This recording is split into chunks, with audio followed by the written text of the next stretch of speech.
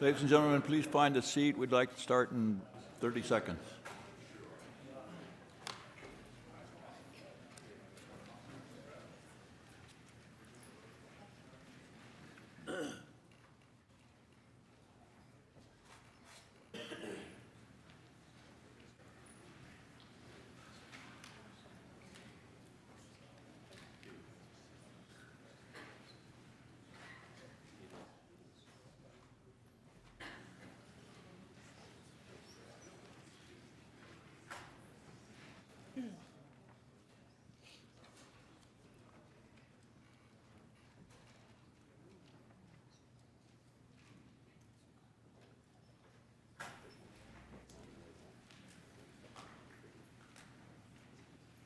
So people sit down.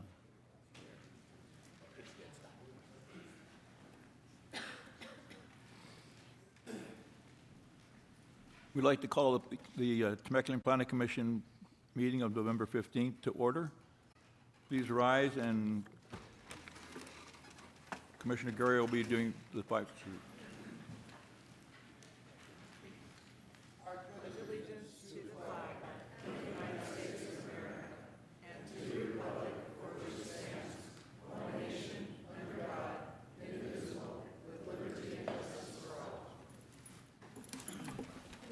Thank you. Be seated. Roll call, please. Chairman Chairman Telesio. Here. Vice Chair Yeomans. Here. Commissioner Garrio. Commissioner Lene Turley-Torrejo. Here. And Commissioner Watts. Here. All are present. Under public comments, we generally have time for speakers that are here for something other than the agenda items. Is there anyone here to speak on an item that is not on the agenda this evening? I have no request to speak for Hang on, items not on the agenda. We'll pass that up and go to the request to speak form for people who are here to speak on the agenda item. We only have one tonight. And when it comes time for you to speak, we will call your name, and if you'll come up and give us your name again for the record, and you have 3 minutes to complete your comment. Next on the agenda is notice to the public. All matters listed under consent calendar are considered to be routine and will be enacted by one roll call vote. There will be no discussion of these items unless members of the Planning Commission request specific items be removed from the consent calendar for separate action. This evening we had one item. It's the minutes looking for approval of the minutes of November 1st, 2017. So moved. All in favor? I abstain. Well, I better second it then. I'll second if you Okay. didn't have one. And all in favor? Aye. All opposed? Is that 3-0 or 3-2 for this? 2 abstention, yes. Next, leading up to the main event everyone's here for, is public hearing items. I'm going to read this and then open the public hearing and pass the discussion on to the staff. Public hearing items. Any person may submit written comments to the Planning Commission before a public hearing or may appear and be heard in support of or in opposition to the approval of the projects at the time of the hearing. If you challenge any of the projects in court, you may be limited to raising only those issues you or someone else raised at the public hearing or in written correspondences delivered to the Commission Secretary at or prior to the public hearing. Any person dissatisfied with any decision of the Planning Commission may file an appeal of the Commissioner's decision. Said appeal must be filed within 15 calendar days of service of written notice of the decision, must be filed on the appropriate community development department application, and must be accompanied by the appropriate filing fee. Excuse my tongue. This evening we have one item which covers the whole agenda, and I'm going to ask a fellow who knows more about it in the city than anyone else, Matt Peters, to discuss it for a staff study. Good evening, Mr. Chairman and Commissioners. The agenda reads as follows. The proposed project, referred to as Altair, Matt, let me open the public If hearing. we could just have a moment. Oh, Yeah. We'll officially open the public hearing. Okay, you're on. sorry about that. So the agenda reads as follows. The proposed project, referred to as Altair, includes 4 planning applications for 1 general plan amendment, 2 specific plan, 3 tentative track map, and 4 development agreement for subsequent permits such as grading, infrastructure improvement permitting for on-site and off-site utilities, and Resource Agency permitting to allow for development of up to 1,750 residential units, limited neighborhood serving commercial, civic institutional uses, elementary school, parks and open space within a 270-acre area in the southwesterly portion of the city of Temecula, west of Old Town. In addition, the proposed project would construct the western bypass that would link Temecula Parkway with Diaz Road, including widening Vincent Moraga Road. The proposed project site is located within the Murrieta Creek and Santa Rosa Plateau subunits of the Riverside County Multi-Species Habitat Conservation Plan Southwest Area Plan. And those planning applications include PA 14-0158, a general plan amendment, PA 14-0159, a specific plan, PA 14-0160, tentative track map 36959, and PA 14-0161 development agreement. And with that, I will begin my presentation.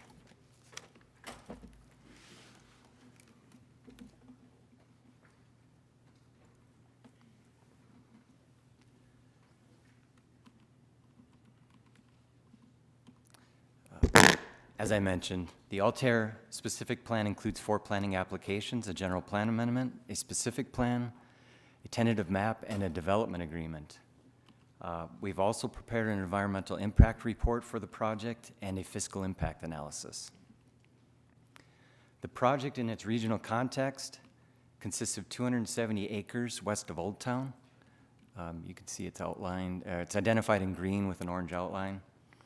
It's west of Old Town. It's approximately 1.5 miles long and about a 1/4 mile wide. Some history of the area. Planning for this area is nothing new. The city incorporated in 1989, and in 1993, city adopted a general plan. In 1994, city adopted the Old Town specific plan. In 1995, the city adopted the West Side specific plan, which covers the area of the proposed Altair specific plan. And then in 1998, KMA prepared a market study for Old Town, all relating to Old Town and this land west of Old Town. Here's a black and white photo from the 1993 general plan, which also applied to the Old Town specific plan. The recommendation in that document was to prepare a specific plan for Old Town and the surrounding area. And if you follow my cursor up on the screen, you can see the area identified as W was for Old Town, and then H was for a future specific plan on the west side. In addition, in the 1993 general plan, the western bypass corridor was identified to run from State Road 79 at the south on the west side of the city, and then north of the city limits at Cherry Street. That's part of an overall regional network. Everyone, when you think of Temecula, you know that I-15 runs north-south through the city. And then on the east side, you have Butterfield Stage Road, which serves as the eastern bypass. And we are proposing to have a western bypass at some point in the future to help with north-south movement through the city. This is another graphic. This is from the West Side specific plan. This is the general outline of the Altair specific plan area as well. That plan called for special event areas, hotel development, commercial, mixed use, residential, and open space. And the theme was a Western themed entertainment center. If you're history buffs or familiar with the early part of Temecula, this was proposed to be the Branson of the West, Branson, Missouri of the West. The market study prepared for Old Town in 1998 contained 5 recommendations for creating a downtown. Those recommendations included promoting arts and culture, enhancing Murrieta Creek, creating a uniform shopping environment, encouraging civic uses and activities, and promoting housing to support retail. And if you think about some of the things that are done down here, hot summer nights, different parades, the Temecula Theater, the Merc, the building we're sitting in here, sidewalk improvements, the city's made a lot of investment in Old Town. And Furthermore, that study anticipated 2,000 homes as identified in the Old Town specific plan and the West Side specific plans. The first application is PA 14-0158, which is the general plan amendment. And they're proposing to modify or amend figure LU3, which is for land use, and figure C2, which is the circulation element. The proposed land use plan, this is a map of the proposed land use, would replace the West Side specific plan with the Altair specific plan. And this legend includes 7 different colors. The dark green is identified as active open space. The gold color as natural open space or undisturbed. The orange are the residential zones or the different villages. This central area has a mixed use, and then another yellow color for mixed use residential. That's at the center of the project and is higher density. And then you have an educational zone for an elementary school, and then finally a civic zone at the southern end of the project for civic uses. In terms of the circulation element and revisions to that portion of the general plan, the area in orange is the area that was identified in the existing general plan and also in the MSHCP as a covered activity. The revision is proposed, they're proposing a revised alignment that connects at Vincent Moraga and Diaz and preserves 55 acres. The alternative preserves 55 acres and reduces impacts. It also helps define the transition between Old Town and hillside preservation. The second application, PA 14-0159, is the specific plan. For everyone's orientation, this map is a perspective. If you follow my cursor on the screen, this line represents Interstate 15. The area in red represents City Hall and the town square out in front. This general area is existing Old Town. Murrieta Creek runs through the middle of it. And what is being proposed is the western bypass. The majority of the development being between existing Old Town and the western bypass. And you'll be able to see the outline of the project come up. It's 270 acres with a proposed max number of dwelling units at 1,750 dwelling units. Proposes an elementary school that would accommodate up to 730 students. It includes a community center centrally located in the project, a civic site at the southern end of the project, and 100 plus acres of natural hillside preservation. This is a cross-section of the western bypass. The bypass is being designed as a split bypass with a landscape median. The intent there is to minimize hillside grading and visual impacts. This is a section of Old Town from City Hall through existing Old Town, through the proposed Altair specific plan, and then the Western Hillside Escarpment. We're all sitting in the council chambers, but the bell tower in front of City Hall is approximately 85 feet tall. And if you look directly across, you can see that the height of the highest part of the development is just slightly higher than the highest point on City Hall. Also, these lines indicate the property lines for Altair, and you can see that the height of the development goes approximately 20% of the way up the hillside. The remaining 80% of the green hillsides that you see as the backdrop to Old Town, those will remain, and those will not be touched or disturbed. This is an outline of the project site consisting of 270 acres, and what we're going to do here is go through a number of slides and basically peel back the layers.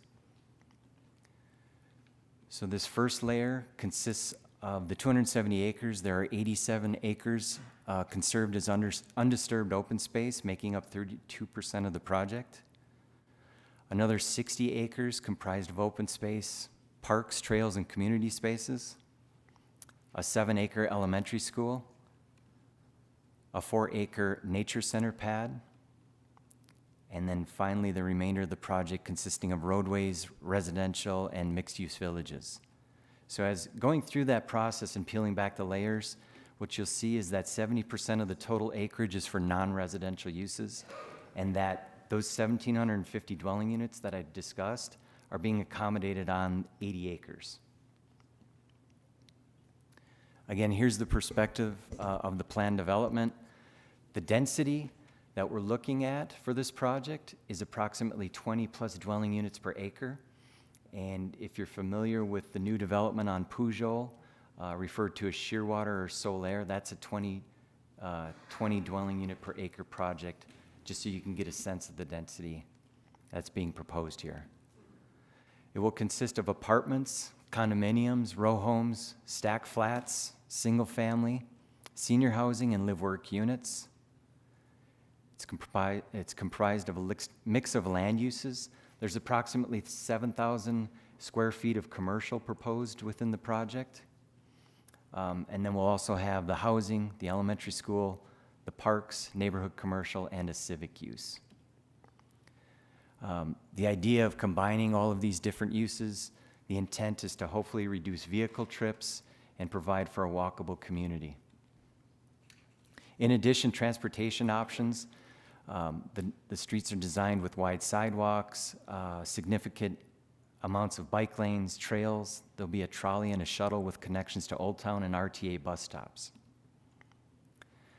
In addition, there's a condition of approval, and this is something we work with the applicant on. When the project first came in, there was concern as to the housing mix and if it was going to be all rental units or owner occupied, and we work with the applicant to define that the max number of apartments will be 750 units, and the remainder will be for sale or owner occupied, and that's intended to ensure a substantial number of owner occupied units. This graphic, and I apologize, the graphics are not consistent from east-west. Sometimes they go north-south, so in terms of orientation, this is north, this is Old Town. And what this graphic is intended to illustrate is a quarter-mile radius for each of these circles, which is about a 5-minute walk. So from end to end or north to south, you're looking at a 20 to 25-minute walk. And east-west into Old Town, you're looking at about a 10 to 15-minute walk. So it is a walkable community, and especially the way it's designed.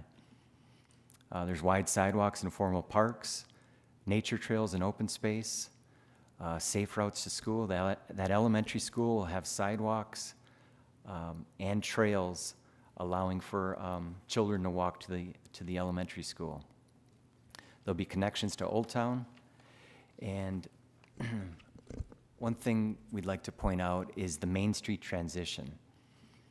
So there are multiple connection points to Old Town, but the most significant is at Main Street. And City Hall being the heart of Old Town, when you look across Main Street through the town square where the ice skating rink is, and then the Main Street Bridge, and then up into the project, this is the view. If you're standing on the front steps of City Hall and you're looking west, you'd be looking directly into the heart of the project or the center of the Altair specific plan. And then there's a simulation of the project photoshopped onto the air photo. I'll go back again. You're standing on the steps looking across, and then the project illustrated onto the hillside. This is the alternate view looking east. So if you were within the project looking back at City Hall, that would be your view down Main Street.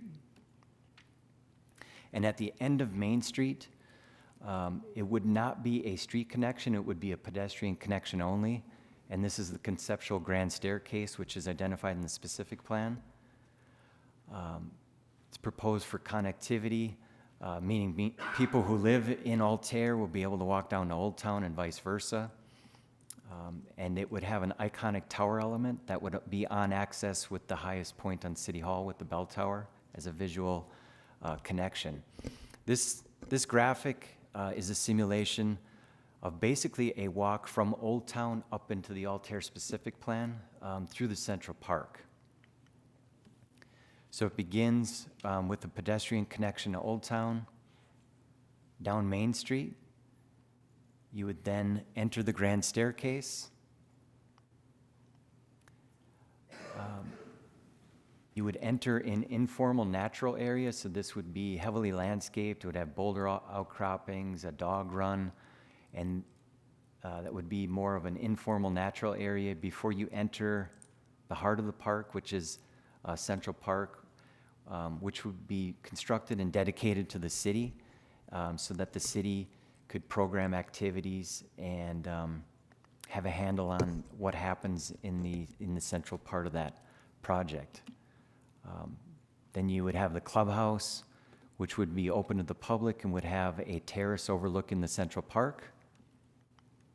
The iconic tower as part of the design for the clubhouse, and then a recreation center, which is private for the Altair residents, and then finally a Class 1 trail that would run along the western bypass. So that's basically a walk up through the project from Old Town. In addition, given the higher densities that are proposed as part of the Altair specific plan, we paid special attention to a few sections pertaining to parking, trash service, private open space and balconies, the sidewalks and trails, and then the public open space. Moving on to the third application, which is PA 14-0160, which is tentative track map 36959. That application includes 4 components, includes the map, conceptual grading plan, a water quality management plan, and then a developer responsibility map. So the tentative track map will subdivide the property consistent with the Altair specific plan, which is broken down into 4 phases. We have the north phase, the central phase, south phase, and a civic phase. And the area identifies public and private land areas so that there can be dedication of public right-of-way, lots created for financing and marketing to merchant builders, creation of private HOA maintenance areas, and then open space lot dedications. This next graphic shows the grading and the WQMP, or Water Quality Management Plan. That plan is consistent with the San Diego Regional Water Quality Control Board's 2010 Municipal Separate Storm Sewer System Permit. That's the MS4 permit. That's a water quality management requirement. And that document requires the city to require of developers this plan, which is intended to remove pollutants from runoff before discharge to any receiving waters, and then to maintain natural storage reservoirs and drainage corridors. And then the final part of the tentative track map is a developer responsibility map. I realize this is a complex map with a lot of colors. The important thing to note about this map is we work closely both internally with city staff and the different departments, and then also the applicant to identify what is master developer constructed and maintained, what would be constructed by a merchant builder or a sub-HOA and maintained, and then what's city responsibility. The city's maintenance areas include the western bypass, which will be a public facility, a regional facility, streets B and C, which provide frontage to the proposed southern parcel or the civic site, and then transitions at First Street into the project, and then this portion of Altair Vista, which runs through the heart of the project and is along in front of the school. So all of those would be city right-of-way and city maintained. The rest is privately maintained by the developers, but open to the public.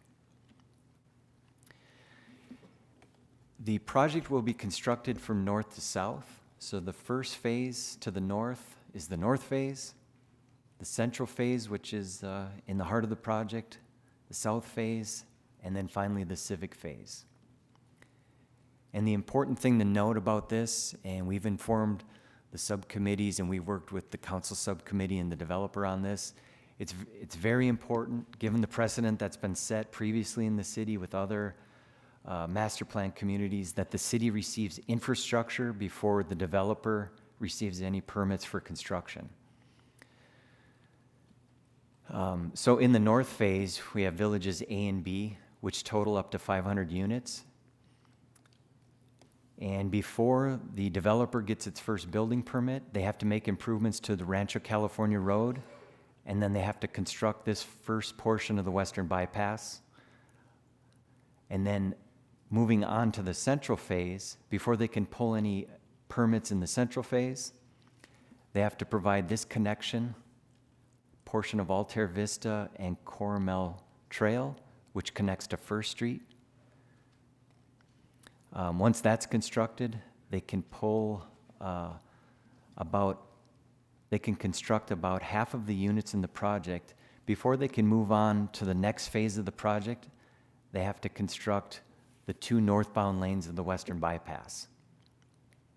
So the city gets the portion of the western bypass and the bridge over Murrieta Creek, which connects to Temecula Parkway, at about the halfway point of the project. And then before the developer can pull any permits in the south phase, they have to construct the entire western bypass. And then finally, we get to the civic phase. So the point of that is we get the infrastructure before there's any impacts and before the developer gets any permits. And then finally, the fourth application, PA 14-0161, is the development agreement. That's basically a contract between the city and a developer.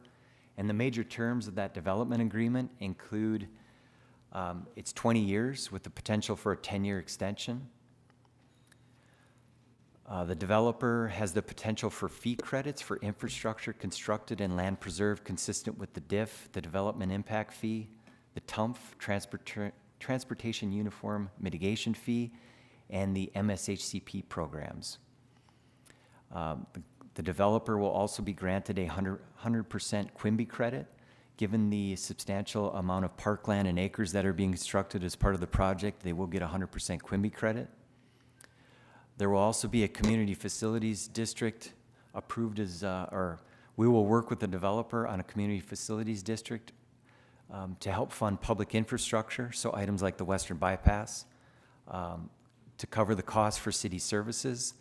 And then the CFD will also include a wildlife conservation component for maintenance and land conservation. As part of the development agreement, the city is to receive a 55-acre south parcel for civic uses and a 5-acre central park. Some additional terms, the developer is required to provide the city with $150,000 for a smart shuttle, bike share, or a potential car share. So that's for the city to determine. And then also, as I walk through the phasing, the development agreement spells out the phasing and the construction of the western bypass with requirements for the timing of public facilities such as roads, traffic signals, trails, parks, sewer, and water. Again, we get the infrastructure before the building permits are given out, and then there are further details on the civic site and required conservation features. As far as the civic site goes, which is the parcel, the 55-acre parcel at the southern end of the Altair project, the city's growth management plan requires extraordinary public benefits in exchange for development rights. And that give and take for the city is the western bypass and the bridge, which totals approximately $28 million for the construction of that roadway and the bridge, the 5-acre central park, and the 55-acre civic site. I'm about to walk you through a slide. This is the analysis that was done in the draft EIR. So looking at the screen here, again, the outline of this parcel is the 55-acre site. The area outlined in yellow is the I-15 Temecula Parkway interchange improvements. So that 55-acre site is in an area of high visibility and convenient access near the interchange. Again, it's 55 acres. And what was analyzed in the draft EIR was that 36 acres of those were to remain as undisturbed open space. And then there would be 19 acres of disturbance. 10 of those acres would have been graded and revegetated with natural vegetation, and then there would have been a 9-acre buildable pad. When the project first came in, that orange line identifies the extent of development proposed on the civic site, and then that got pulled back based on feedback we received working with the RCA and environmental agencies to try to reduce impacts on the civic site and minimize those impacts to a 9-acre buildable pad, with the intent that that buildable area could accommodate higher education, so the potential for a small university, or a hospital, or a hotel or conference center. So that was what was analyzed in the draft EIR. We circulated that EIR, and the comment period ended June 17th of 2016. And based on the comments and the letters received, we held a public workshop in July of 2016, a second workshop in September of 2016. And a lot of those workshops had to do with impacts relative to wildlife, corridor movement, and mountain lion movement. So the relationship of the civic site in relation to the Temecula Creek undercrossing was a concern for a lot of the environmental groups and the different agencies. So we held those workshops to try to work some things out.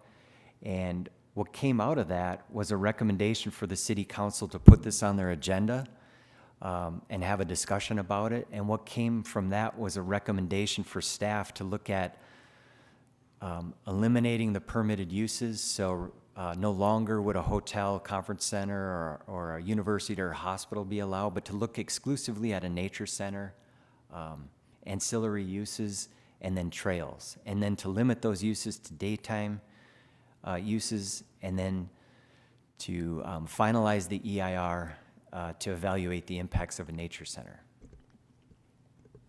This is a new graphic, which is in the specific plan, which shows the nature center.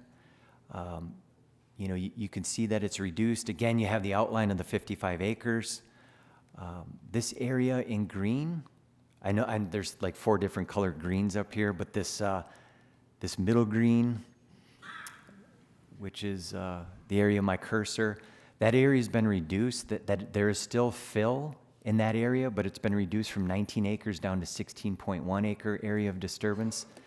12.3 of those acres will be graded and revegetated, and then there'll be a 3.8 acre buildable pad for a small nature center and a parking lot. And then the remaining 55 acres is 1.7 acres of those are for B and C streets. And just to summarize the use change between a university and a nature center, there was a 95% reduction of building size. So the university would have been a 450,000 square feet. The max size for a nature center would be 20,000 square feet. The university could have been up to 5 stories. There's been a 60% reduction in max building height to 2 stories. There was also a 62% reduction in building pad area down to 3.8 acres. And also the change in use from a university to a nature center had a significant reduction in vehicle trips. And then finally, the balance of the land on the civic site would go to the RCA for permanent conservation. Just some clarifications relative to the development agreement. In the hearing deliberations, the city reserves the right to consider the more intensive civic use as analyzed in the draft EIR. However, if there's no litigation, the city would commit to building the nature center only and would no longer consider those more intense uses.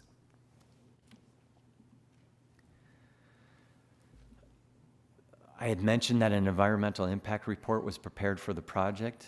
As part of the California Environmental Quality Act, the project, we analyzed 17 environmental factors as part of the project.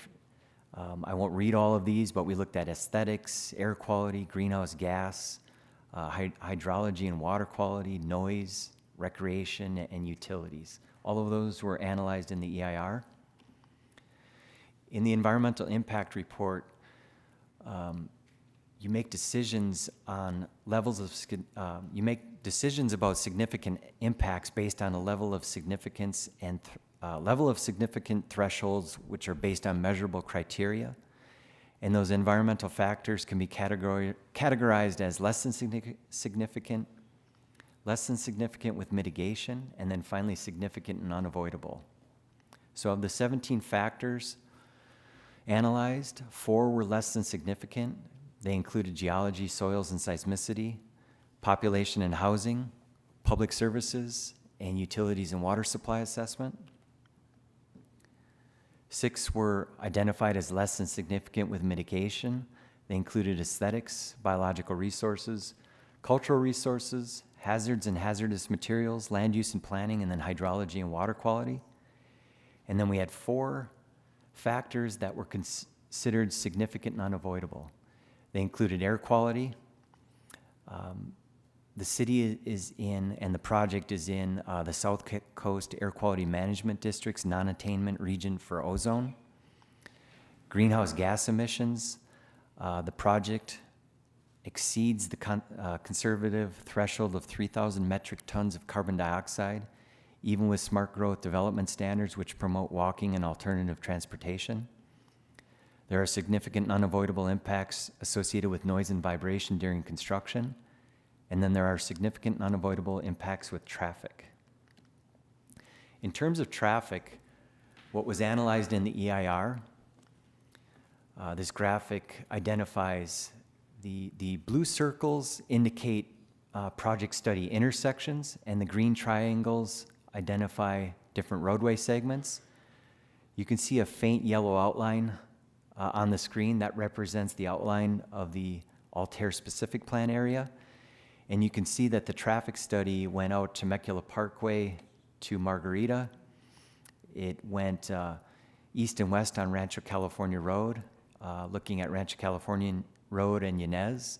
And then we went up to Winchester and Yanez, and also Diaz and Winchester. So all of those segments and intersections were studied as part of the EIR. And in the EIR, as part of the mitigation for the project, there are street widening requirements. There are intersection improvement requirements, such as adding right turn lanes, left turn lanes. There are striping changes to different roadways and different intersections. There are requirements for traffic signal timing optimization.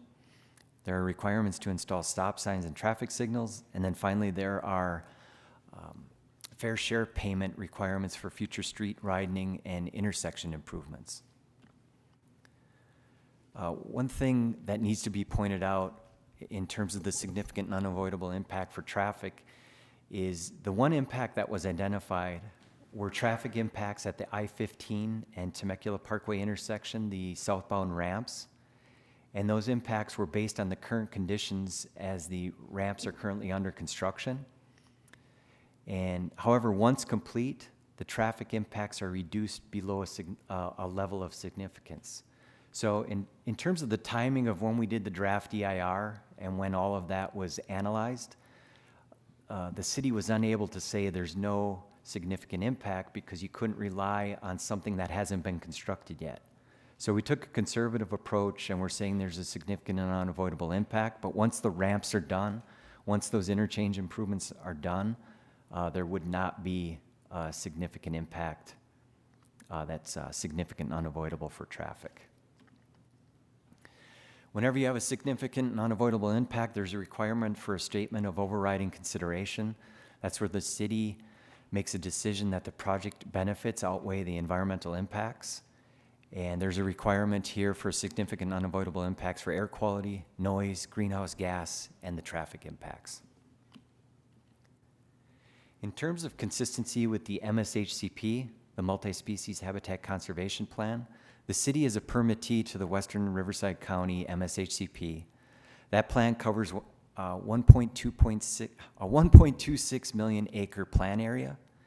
And the purpose of the plan is to preserve land and biological diversity, and it covers 146 species and their habitats. The plan includes target acres for conservation, and those different areas are broken down into area plans and subunits, cores and linkages, cell groups, and criteria cells. In addition to the acreage requirements, Part of our analysis, part of our discussions with the RCA and the environmental groups and all of the different workshops and the comments on the draft EIR, there were several concerns with regard to wildlife movement, specifically mountain lions. We've had several meetings with the RCA and wildlife agencies. We've taken field tours with the Nature Conservancy, Dr. Vickers, and the wildlife agencies, and we've analyzed numerous studies and reports. The graphic on the screen right here is essentially a summary of what is in the EIR as relates to the MSHCP. So linkage 10 connects Core F to Core G. Core F is the Santa Rosa Plateau, and Core G is the Santa Margarita Ecological Reserve. It's described in the MSHCP as approximately a mile wide, as indicated by that red line. And it's divided between rural, mountainous, and city. And the intent of linkage 10 is to connect Core F and Core G for wildlife movement. And those yellow arrows indicate those areas for wildlife movement, including mountain lions. You can see the comparison of the outline of the Altair specific plan in relation to linkage 10. Also, as part of the MSHCP, within the Southwest Area Plan, you have constrained linkage 13, which is Murrieta Creek, and you have constrained linkage 14, which is Temecula Creek. Those creeks come together on the west side of the I-15 to form the Santa Margarita River. And Temecula Creek goes underneath the I-15, and that's the Temecula Creek Bridge. The width of that bridge is 230 feet. And the distance of development from the Temecula Creek undercrossing to the edge of development on the civic site is approximately 1,500 feet, or just over a quarter mile. And the conclusion in the EIR relative to linkage 10 and the different the constrained linkages is there will be a reduction in linkage width and increased urban wildlands interface, but the impacts can be mitigated, and the development will not irreversibly sever the linkage. In addition to looking at the different linkages, in terms of acreage preserved within the Southwest Area Plan, the hillside preservation, again, for orientation's sake, this is to the north and the south. The area in yellow is the proposed alignment for the western bypass. Outlined in white are 128 acres that have already been conserved by the city and given dedicated to the RCA. You can see those are directly adjacent to over 85 acres that will be conserved as part of the Altair specific plan. Another 20 plus acres that will be revegetated. Those acres are part of the construction of the western bypass, so when you cut for the bypass, there'll be slopes that will be revegetated with natural vegetation. And then in addition, there's another 9 acres along the escarpment which will be preserved. Those were taken into consideration as part of the analysis, the overall area plan and subunit, and the conclusion in the final EIR based on the sequential approach for evaluation outlined in the MSHCP is that the project is consistent with the overall goals and acre targets of the MSHCP on an area plan and subunit basis. Specific to EIR mitigation with regard to mountain lion habitat and movement, the mitigation monitoring and reporting program included in the final EIR is the requirement for a deed transfer of 87 acres to the RCA, slope restoration on an additional 20 plus acres with native vegetation, requirements for directional lighting and habitat fencing to minimize interface between the development and those preserved areas. There's requirements for landscape buffers and green wall architectural design. And then Camino Estribo, which connects up into Duluth, connects Pujol up into Duluth, will remain a dirt road as part of the mitigation for this project. The development agreement negotiated between the city and the developer has required conservation features. Those include the owner to provide $500,000 to the city for an engineering feasibility study to look at a crossing, in addition to the Temecula Creek undercrossing of the I-15. The engineering feasibility study would be to look at another crossing just to the south along the I-15. That amount could be reduced to $200,000 in the event of litigation that is identified in the development agreement. There's also a requirement for the 9 acres of preservation along the escarpment. And then there's also a requirement as part of the CFD for $43 per unit per year in perpetuity to be assessed for maintenance and future land acquisitions. And that $43 per unit per year in perpetuity is anticipated to raise millions of dollars that could be used for, again, maintenance and land acquisition. Today, November 15th, the day of the Planning Commission, we received 10 letters which have been printed and were handed out to the Planning Commission.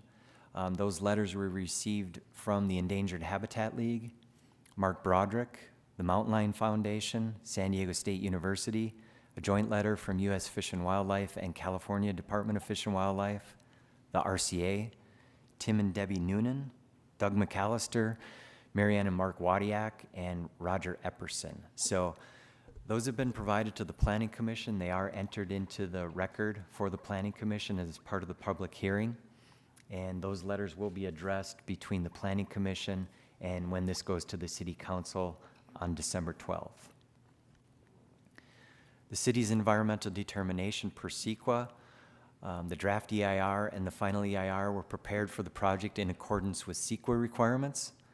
There will be a statement of overriding considerations necessary for the project for air quality, greenhouse gas, noise, and traffic at the I-15 southbound ramps in Temecula Parkway prior to completion of those ramps, which are under construction. This project has been presented and vetted through the Planning Commission subcommittee, which consists of John Telesio and Ron Gario, and also the City Council subcommittee consisting of Mike Nagar and Jeff Comachero. And with that, staff is recommending that the Planning Commission adopt the proposed Planning Commission resolutions recommending that the City Council certify the EIR prepared for the project and recommending approval of the proposed general plan amendment, specific plan, and tentative track map and development agreement. That concludes my presentation.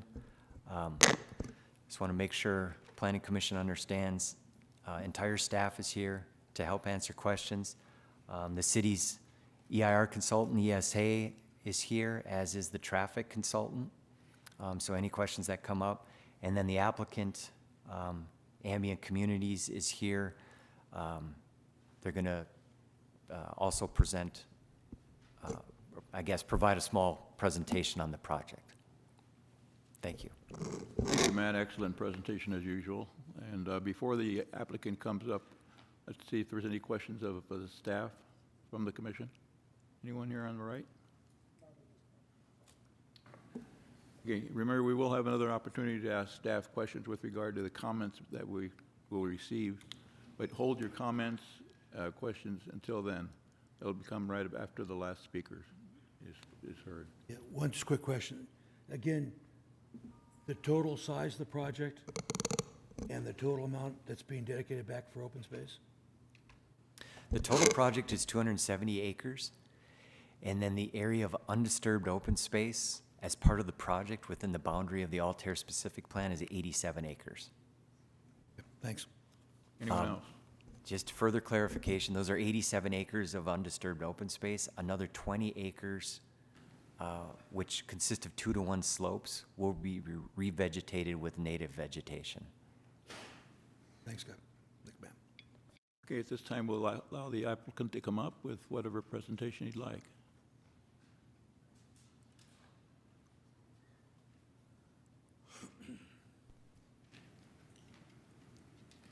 Good evening. Good evening. I'll have you go first. Okay, good. Actually, I'll introduce you. Okay, good. Good evening, everyone. My name is Rob Honer. I'm with Ambient Communities. I'm the project manager for Altair. With me is Gordon Carrier of Carrier Johnson. They were the land planner that we worked with through this entire project. And early on in the process, we had two different types of land planning decisions we could have gone. We could have gone with more of a suburban, single-family home land planner, or more, and talk them up in density to create a project like this, or a more urban-minded land planner and talk them down in density. Carrier Johnson has done some amazing projects. We actually took a field trip with some of you to Civita in San Diego, which was one of the inspirations that Gordon and his team designed. They do high-rises in downtown San Diego. They do suburban, mid-rise type projects as well. So I wanted Gordon to speak first, kind of give you a background of the types of projects he likes to create and our mindset that we started 5 years ago when we got involved with this project. Good evening. It's great to meet you. My name is Gordon Carrier. I'm an architect and land planner, and it's a great pleasure to be here to talk to you about this project specifically. I think one of the things that happens when you have the design disease we have is that you work with clients to try to better the land that you work on, such that when you're done, something better has occurred. And we all understand urbanization and projects that occur. What we want to know is that the projects are occurring in such a way as that they leave a complementary capacity for the particular community they're in. And one of the things we've always felt is important about strong master planning or site planning of any type is that open space needs to be taken seriously first, not last. And interestingly enough, if you do that, what happens is development sites occur that have a special relationship to open space they couldn't otherwise have. Because we've all seen projects that have developed around how much can I develop, and whatever is left becomes open space. I think the opposite occurred here, and to the credit of Ambient and you, as you've looked at the project through our time together, the first thing I saw when I looked at the site was a beautiful hillside. And interestingly enough, its connection to Old Town was also visually impacting to me. And the thought was, if we could find a way to actually create a development that had as little disturbance related to that hillside as possible, it seemed like the right thing to do, if not the most beneficial thing to do, both for the development and for the community. So our effort was really to look at this hillside. And in late afternoon one day, standing out on the site, what I couldn't help but notice was just how beautiful the shade and shadow is on the drainage draws that come down that hillside. And I thought to myself, is there a possibility that a plan could be derived that actually took those lines and brought them through the site and then allowed them to be the open space armature around which development occurred? Interestingly enough, we did a video of some of the early thinking that was put together on the project. It was about 5 years ago, actually.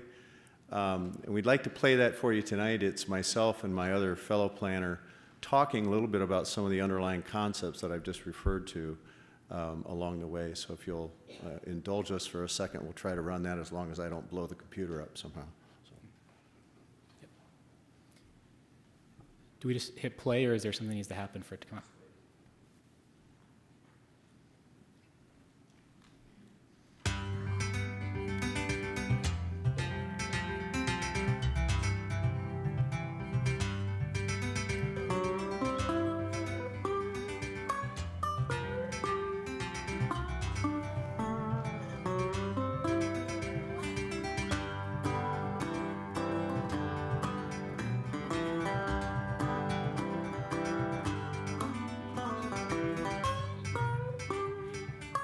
We're looking at a property that would have a north arrow in that direction.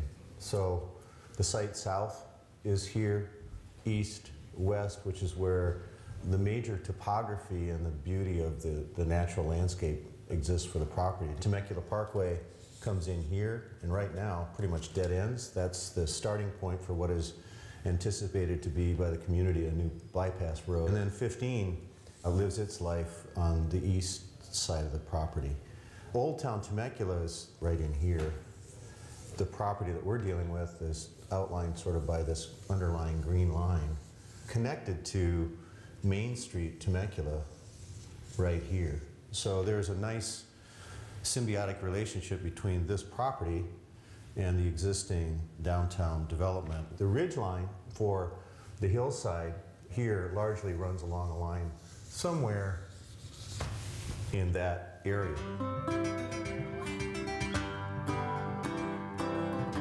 We talked about Temecula Parkway actually being one of the natural access points from the south, and on the north, Vincent Moraga.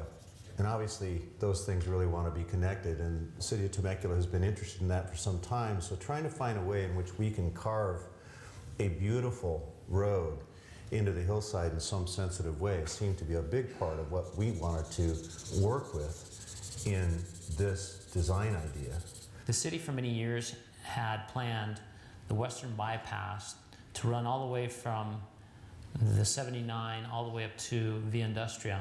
We think that this is better for the city, better for the hillside because it's much less intrusive. When anyone drives by on the 15 freeway, you see this beautiful mountainside up here that is what I would say monumental. And we want to preserve that. And we're using right here the bypass as our borderline for development.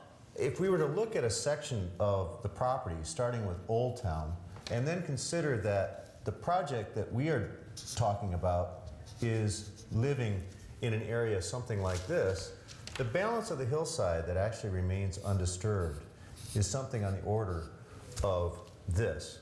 The project we're talking about lives in about a 20% area, leaving 80% of the natural hillside undisturbed. You have this beautiful hillside that has some great hills and valleys in it, and these draws, and hopefully that we could take advantage of those draws, you know, to create areas here of separation, that we start creating neighborhoods. Taking your cues from the national topography allows us to create separations that are necessary for housing units, but they're done with natural topography. They're not done with artificial walls.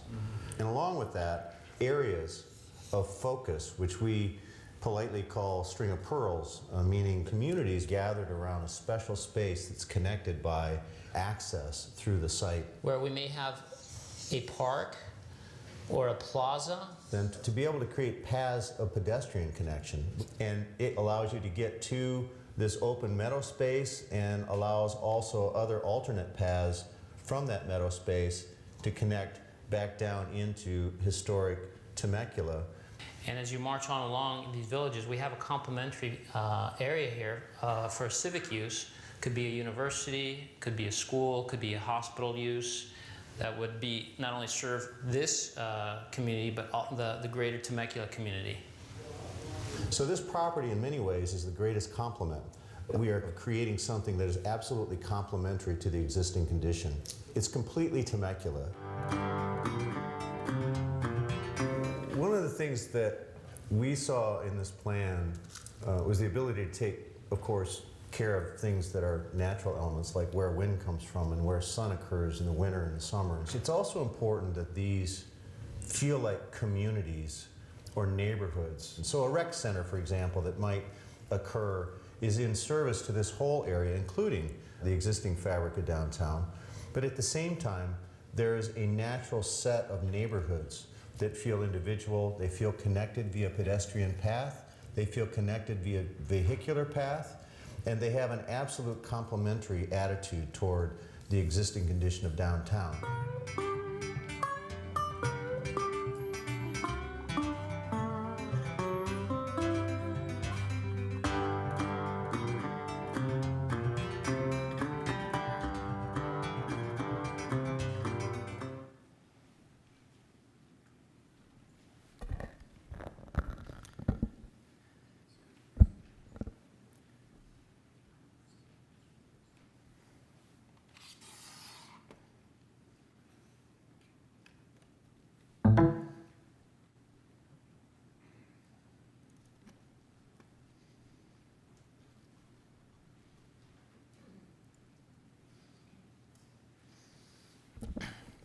Thanks for that, Gordon.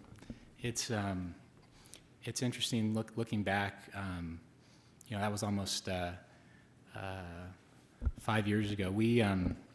About 5 years ago to the day, actually, was when John Firestone is the one that had owned this property for 30, 40 pieces for 30 plus years, and it was almost 5 years ago to the day that we heard our offer was accepted to get involved with this project, and we're thankful now we're finally here to the end. But I bet a lot of you are asking, what have we been doing for 5 years? So here's just kind of a rough outline of the timing. By the way, I have several things in my presentation that will overlap a little bit with Matt. I'll try to skip over those quickly and just hit on points that he didn't for the interest of everyone's time. But it was early 2013 that we actually closed on the property. We got our offer accepted in November of 2012. And we presented a plan with, actually before we ever purchased the property, in a more refined plan, very similar to the video that was just what Gordon showed that spring in 2013. We have, believe it or not, considered the environment, the design from day one, and tried to incorporate that. When we got through 2014, we spent a lot of time back then meeting with the RCA, meeting with the wildlife agencies, various interest groups. At the same time, the city had selected your EIR consultant, and they had started all their technical studies. A lot of 2015 was wrapping up the admin draft of the EIR, having some more meetings with the RCA and the agencies and several meet and confers. We did a mountain lion tour, which I'll get more into later. Draft EIR was out in 2016. More workshops throughout 2016. And until February of this year, when the council made the direction to look at a nature center use instead of the university and hospital. And so since then, basically the process has been revising all the documents, grading plans, maps, infrastructure, so forth, to correspond with that use. And here we are today at that Planning Commission. For me, in my life, by the way, I've heard from some others that we still need more time to evaluate this project. And when I look at that, I think of my own personal experience the last 5 years. So 5 years ago for me, my wife and I had our first son, Micah. He was a few months old. And today, here's Micah.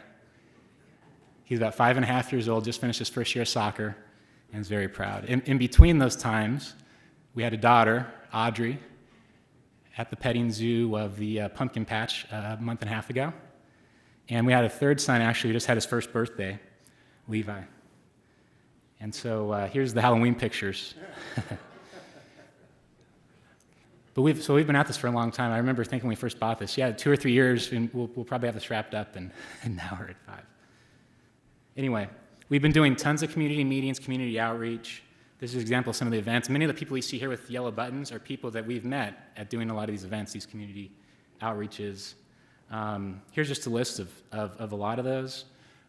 Just to give you a sense. Some of these people from these organizations will be speaking later about the project. It's neat. Again, we've been a 3-year sponsor of Temecula Chilled for the Christmas tree. The list goes on and on. The result of all this, 5 years of work, all these community meetings with environmental groups, with public people with interest just in the Temecula community, is more or less documented in a final EIR that's over 9,000 pages. So there's a lot of analysis. It's been quite the undertaking.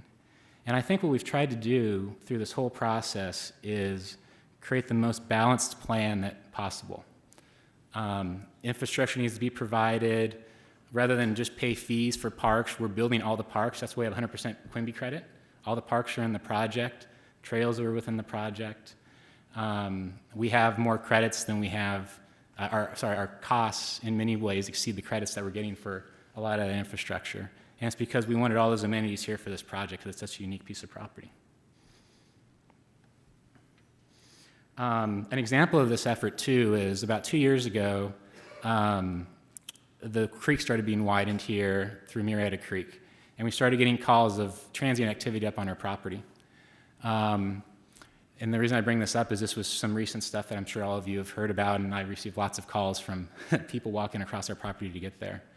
1 encampment became 2 encampments. We cleaned those up. It came back. 2 became 3, became 4, became 5, became the 8 encampments that you see there, and there's a couple pictures on the right. that go to show that. So we worked very closely with the city and with several of the nonprofits here locally, not to just remove these people's stuff and tell them to take a hike, but really give them an opportunity to help end their homelessness.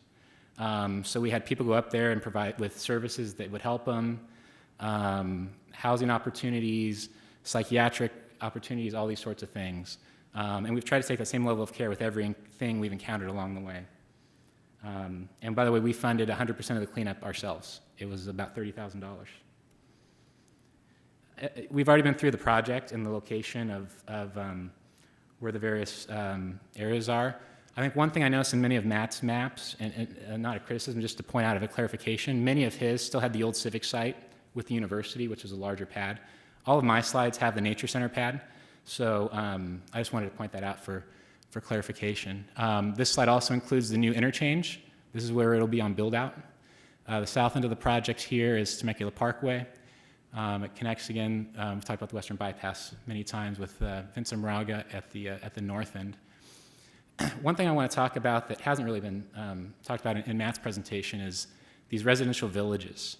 So the different orange areas are different villages. The Altair specific plan is a flexible form-based zoning code. And what that allows you to do is change the various product for what's most demanded at the time that it comes to market. We have this maximum 750 rental units. It's not saying 750 rental units will be built. 0 rental units could be built. But we said the cap of that is going to be 750 units. But one thing that we've been really excited about, and again, the reason we hired Gordon and his group to be part of this, is it provides a denser type of housing than's typically in Temecula, but in a walkable environment to Old Town, interconnected with parks. Price point on the most affordable will be in the low 300s. I met with the director of the Association of Realtors last week. The median home price in Temecula is $470. So this provides more dense housing, which is desperately needed here in your city, and because it's more dense, it'll be more affordable pricing. From day one, we were given 3 guiding principles. Preserve the hillside, build the Western Bypass and Bridge, and deliver a civic site for public benefit. We tried to incorporate many other things which have already been talked about, and we tried to really take advantage of the natural topography that we had. At the end of the day, Matt touched on this as well. Altair really fulfills the vision the city laid out about 20 years ago with the KMA 1998 study, the Old Town Specific Plan. Again, development on this property has been contemplated for decades. We already talked about the realignment of the Western Bypass Road. Looking back at it now, it seems like a minor undertaking. When we embarked on this, it was a major undertaking. The change in the Western Bypass Road, basically, just to point it out too, the lighter colored line in the middle of those squigglies is the center right-of-way, and all the squiggly lines is the extent of grading if that road was actually going to be built. And so by moving it from the orange alignment to the green alignment, that basically cut the width more than 50%. And there's 55.8 acres of grading impacts that are no longer going to occur. The other thing that we did, which wasn't touched on as much, is you see this orange dotted line here at the end of First Street that comes up to the property. In the general plan, it was going straight up the hill. And what we did, basically because of the vertical connection with it, it was pulling the Western Bypass down because of how steep roads can be, causing this huge cut here on the hillside. So we rerouted it to be more of a gradual incline, which you'll see on our other maps, which is why the squiggly green is down here versus up in the higher elevation where it was before. The split road section, that was my business partner Wade's idea actually. How do you make a bypass like a scenic drive? How do you make it blend into the hillside? And then how do you provide a walking trail or a bike trail next to that that's not impacted by the cars going 55 miles per hour? And this is a major arterial road, a major transportation element, yet it still offers this pedestrian and bike path off the road that will have panoramic views over the city. We've already looked at this slide, so I'll skip over it because I think it's done it justice. You've also seen this one in Matt's presentation, but when the project only goes 20% up on the hillside, this is the 80% that really gets preserved. This here is the tower on our clubhouse, which has been designed to be directly on access with the tower here at City Hall. This is the land we're developing, and for those of you who are seeing it for the first time, our project's actually been photoshopped into this area. Oop. There we go. So there's the outline of our project. This is the Western Bypass Road. These are the villages A through G, and then with the Nature Center here on the south end of the project. You can see the amount of hillside that gets preserved when you're looking at it from the third dimension versus just a two-dimensional looking down. Again, here's the land and our project photoshopped right there. This gives you a sense of the overall width of the escarpment that's still preserved post-development. Matt already went through the acreage calculation, so I'm not going to go through the percentage of acreages. What I will go through, though, is the amount of trails. The blue lines on this map are paved pathways. We have many key walkways and sidewalks. By the way, most of our sidewalks are wider than city standards to promote walkability. We want people walking on the streets and have plenty of width to do that. And the natural surface trails. Within this mile and a quarter piece of property, we have 9.5 miles of walkways and trails. It's been a huge endeavor of ours to be able to make this as walkable as possible and really be a place that people can just leave their car on the weekend and walk to Old Town, walk to the various parks where most of what they need is right here. Again, 30% of the acreage is what we needed for residential. Matt did a great job talking about this, so I'll go pretty quick, but we all know about the Main Street Bridge that connects to the property. On the upper left corner, you'll see the current Main Street Bridge that dead ends at our property. And so for those from Old Town, Altair is just another thing you can do when you visit Old Town. You can do the shops, the restaurants, the antique shops. You can go across the bridge, go up into the 5-acre park in the middle of the project and have lunch. For events, you can rent out the community center, and I'll get more into that in a second. The other fun thing we had is we actually challenged Gordon's team with our landscape architect, with our civil engineer to come up with this grand staircase. And it was the Italian Massimo that prevailed, who is an excellent presenter, by the way. We have walkways that aren't even along sidewalks. This is a pedestrian promenade that's part of the map that'll just be fronted with front doors. And it comes from the community center down here on access to a vista point here with no connection lower, but just a vista lookout area. Again, just another amenity that's part of a master plan that we're able to create here. Matt touched on the $150,000 for the bike share and smart shuttle. Really, the point of that, when we met with RTA about public transit needs, the real point of the smart share is how do you get people who don't want to do the 5, 10, 15, 20-minute walk from Altair into Old Town without making them use their car. And so the purpose of the smart shuttle program, it'll be a pilot program in the beginning, will be to see how many people use that and actually see it as a benefit. Our main backbone road through the project is called Altair Vista. That's the one outlined with the black and yellow dashes. And we have several renderings, which I'll show you. I know many of you have seen these before, but for those who are here that haven't seen them, of what it'll look and feel like walking down Altair Vista. By the way, Altair Vista, given the topography of the site, is a relatively level street. And it was intentionally designed that way to make it a very walkable street.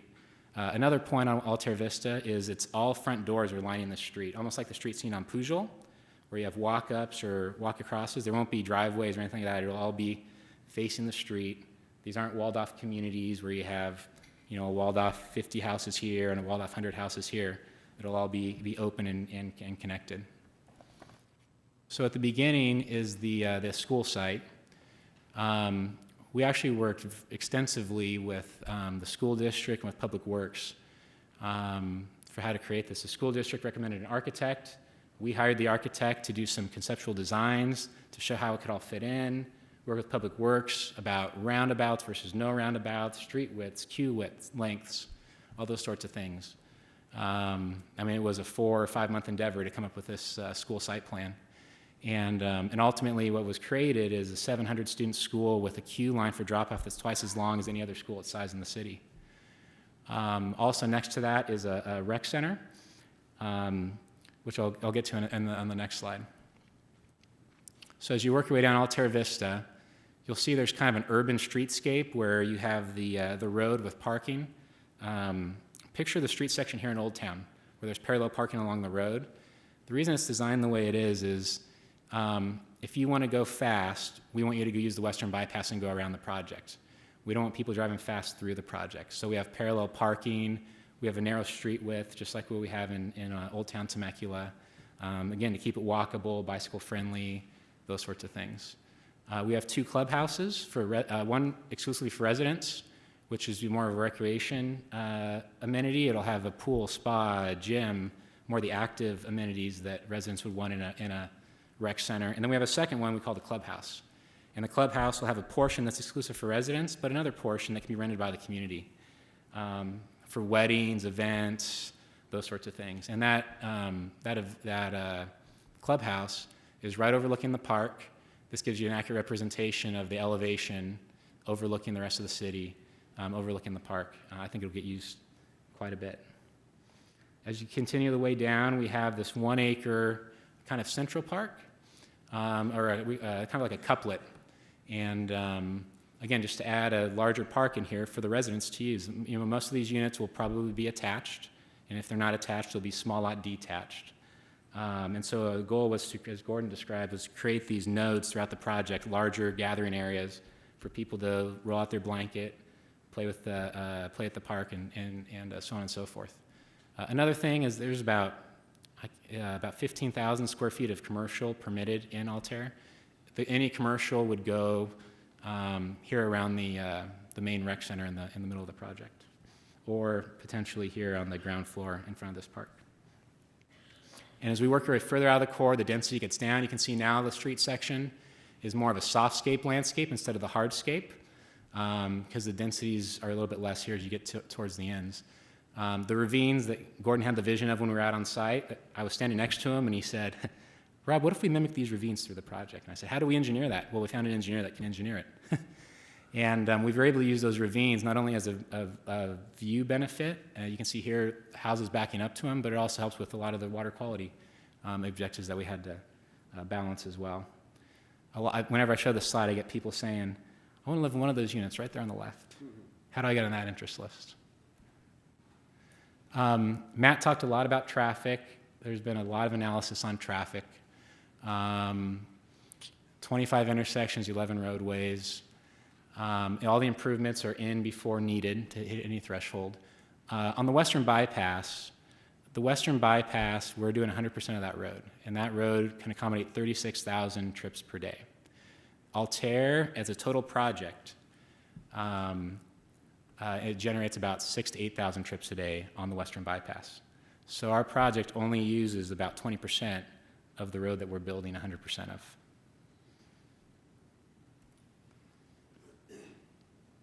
I forgot I highlighted those. Again, the phasing that Matt got into, it'll go north to south. All of our infrastructure is in really before we need it. I think that point got across earlier. This isn't the last time you'll see this project. As the master developer, as we sell different neighborhoods to builders and actual product is defined, we have a process where the guest builder will have consultation with the master developer. They'll submit a pre-app, just like your current development plan, and you'll have to go through the same development plan processes you do now.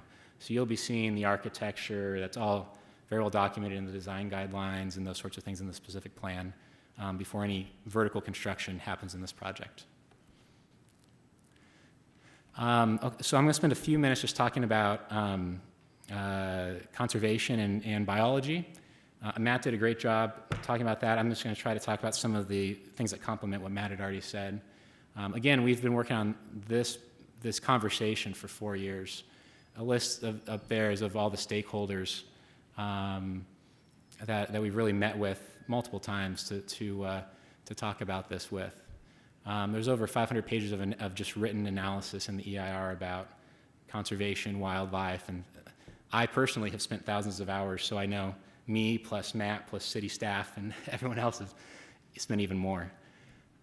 In the big regional context is the same map that Matt showed earlier. The whole, this is what's in the MSHCP.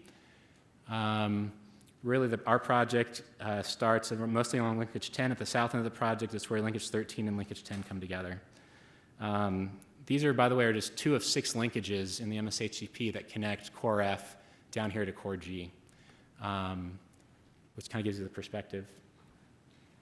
The other thing that is noteworthy is in the MSHCP, the current alignment of the western bypass is in there. We've obviously reduced it by 50% and so on and so forth. So the MSHCP basically said linkage 10 functions as intended with the old western bypass. And we've made it, the western bypass, even better. I'm going to go through kind of where we were in 2015, and then I'll have another slide to show where we are now, just to kind of give a comparison on land conservation. When we started again, this is what we kind of stepped into when we acquired the project. This was the old western bypass alignment.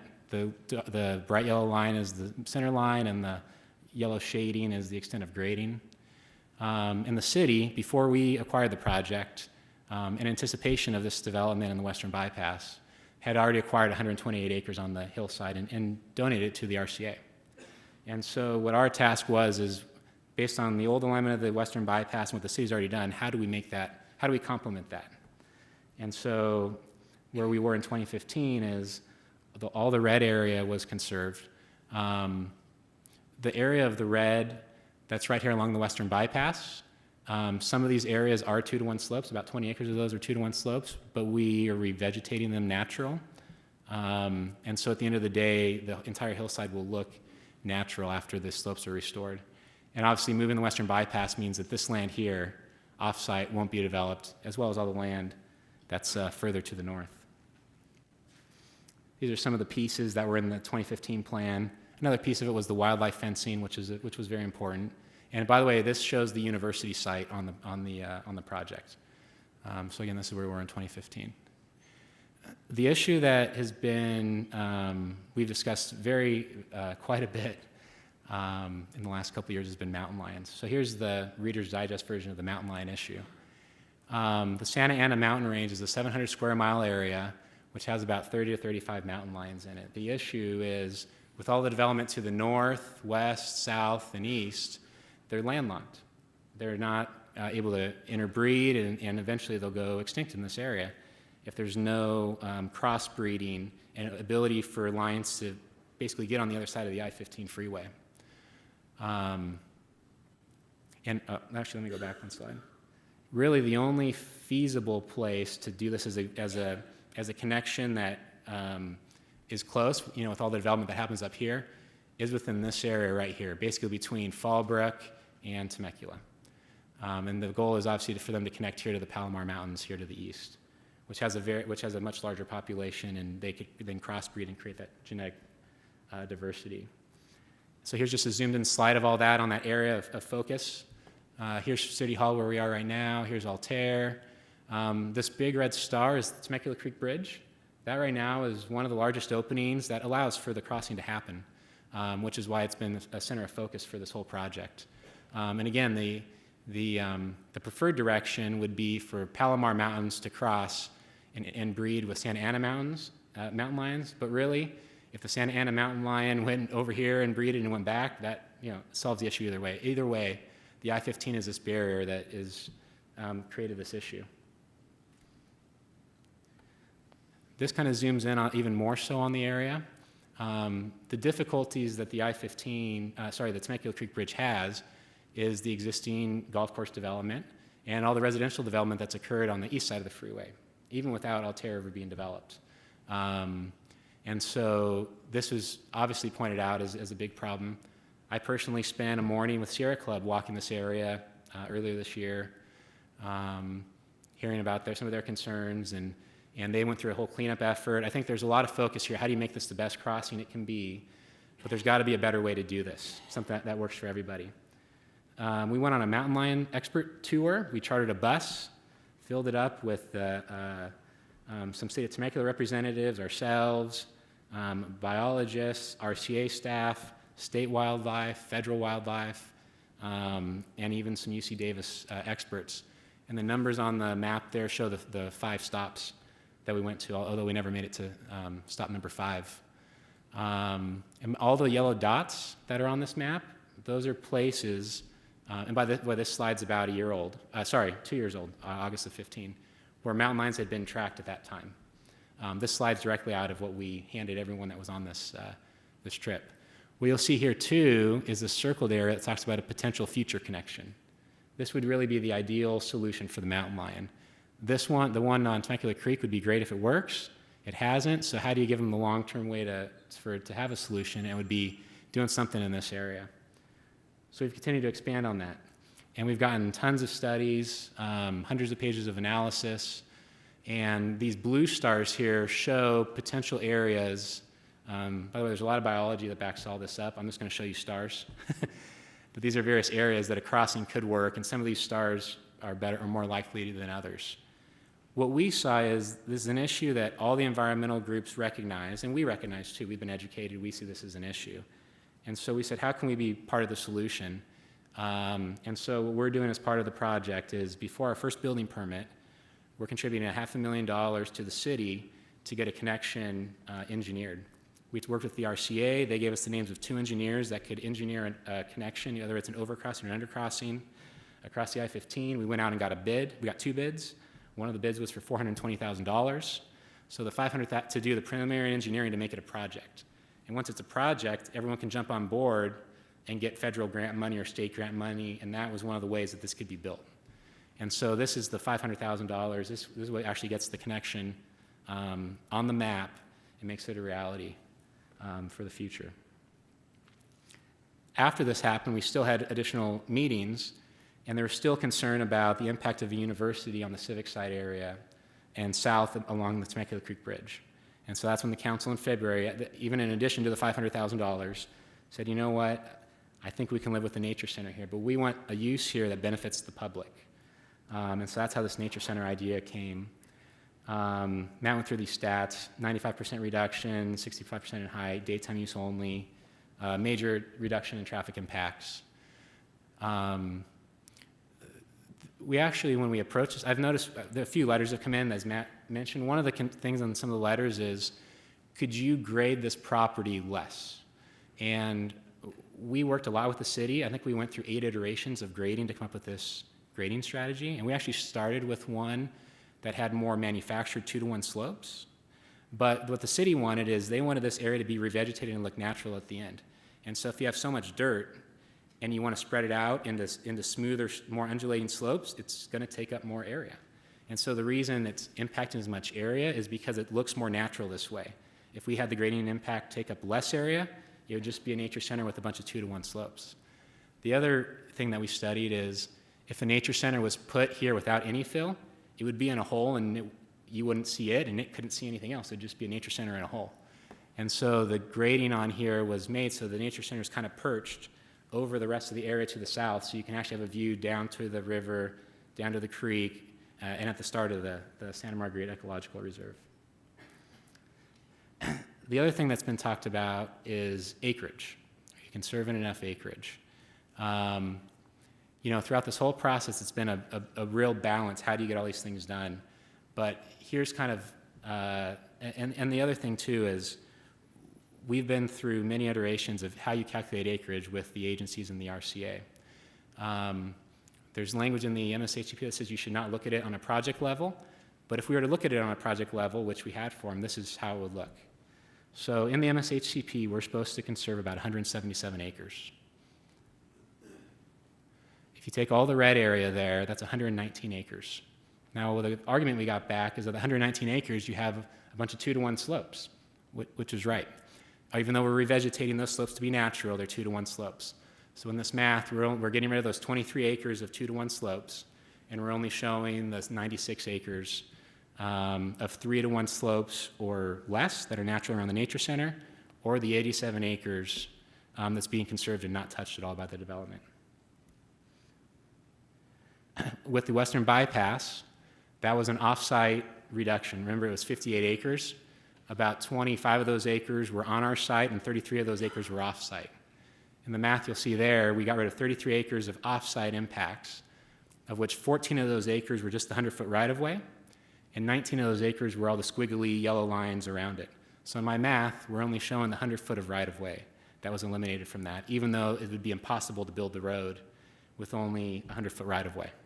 I don't think anyone would ever build this road on stilts. In addition, before we ever bought the project, the city had gone out and conserved 128 acres on the escarpment. Now that 128 acres, 72 of those acres were designated to be conserved under the MSHCP, but 56 of those acres weren't. They were land that was conserved that the RCA never thought they were going to get as conservation property. And so we're showing the 56 acres here as part of the math of what's being conserved beyond the property. And remember, too, the Western Bypass is a city road, so it made sense that you could use land the city bought to help offset impacts to the city road that we're building. Another thing we did is we got wind about 2.5 years ago that if someone had an approved plan to build a single-family home about right where my cursor is on this 9-acre property. And this is right when we're in the heat of it with the RCA. Everyone was worried about linkage 10.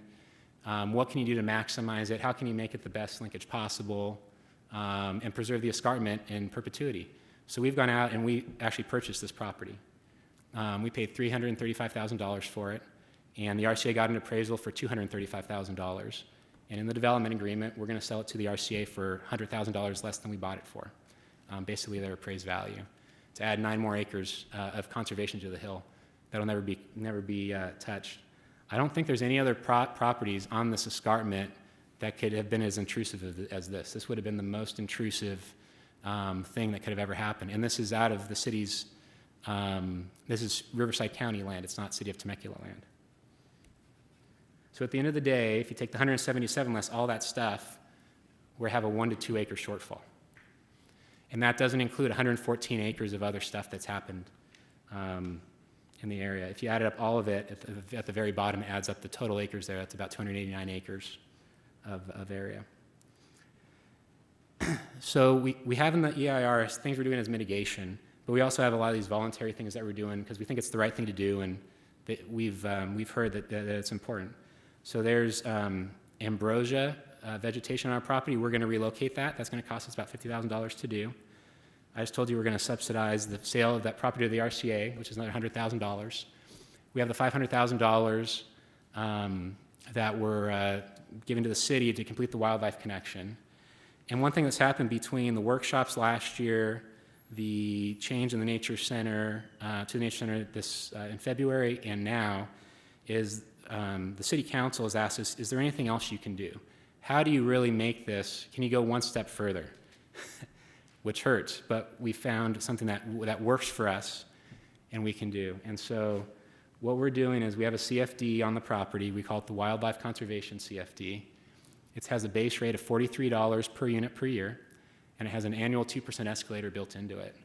Basically, over time, it amounts as millions and millions and millions of dollars.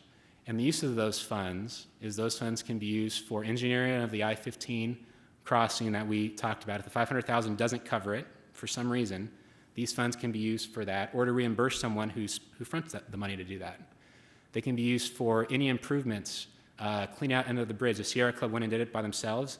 This money could be used to hire a team to go out there and clean out under the bridge, get rid of debris, those sorts of things. It can acquire land, any land that's needed, basically within 10 miles of the project, but really with the focus of buying the land in that area, any land needed to make that crossing a reality. This money could be used to buy it. This money could be used to sell a bond to net present value to get money early and get reimbursed from it. There's tons of flexibility in all this. And really the area of focus, and we've worked on this a lot with city staff and city council, is to focus the efforts on the area to the right that's outlined in orange. Really the areas that we can help the crossing, help widen linkage 10 if properties come for sale, all those sorts of things. Mitigation land usually goes for about 25 to maybe 50,000 an acre, depending on where it is. You can buy a lot of mitigation land with money coming in perpetuity for something like this. And so we've really tried to go above and beyond. We actually have some other colleagues saying, what are you doing? You're setting a bad precedent for us in the development community. But we really think this is the right thing to do. So at the end of this, being as the developer, it's a balancing act. how do you ensure there's enough water and sewer and dry utilities to support the project, yet provide infrastructure for the city, yet enough conservation to help with those needs and make it a great place people want to live. And it's been a heck of a puzzle. And then you throw a mountain lion into the mix and it screws everything up. So we tried to create a plan that was as balanced as possible. And again, there's been other plans, as Matt said, that have come to the Planning Commission before. There was the West Side specific plan. There was a conceptual plan called the Villages of Old Town. John Firestone had tried several times to create a plan that worked, but nothing's happened to this property yet. And we've tried to create a plan that is financeable, that could be implemented. So this is one that, once approved, it's feasible. It could happen, and it can actually be done to do this. Some of the bullet points on here is the smart growth design that basically fulfills the KMA study, provides a variety of housing that's hard to find here in Temecula. It preserves the hillside for future generations. Again, over 65% of the property is parks and trails. The other, remember, 5% or so is school and nature center, and then 30% is developable. Over half of our infrastructure costs are related to regional improvements like the Western Bypass and the Western Bypass Bridge. It's 18,000 unit. I think the regional infrastructure cost at the Jefferson specific plan is about 2,000 to 3,000 per unit. We have a services CFD that every house will pay for. Really has to fund any deficit really related to police and fire with the rising costs. That's about $243 per unit per year. So Altair will be able to pay for a police officer for every 1,000 residents that that end up living there. That'll be paid for by the homeowners at occupancy. We talked about the smart shuttle, the re-envisionment from a university to a nature center, the money for the long-term solution for the mountain lions. We have the wildlife conservation CFD, which will generate millions of dollars for conservation in this immediate area in Riverside County, a huge benefit for the region. To accommodate all this, we have to be able to believe that we can sell houses at Altair for the same or higher than anywhere else in southern Riverside County. That's the only way we can afford this. So we've tried to create a very balanced project where everyone wins. It's financeable, the city gets what they want, the environmental interests get what they want, and it even has a long-term solution for the mountain lion. So thank you for your time, and again, I'm glad to finally be here. Thank you. Any questions of the applicant?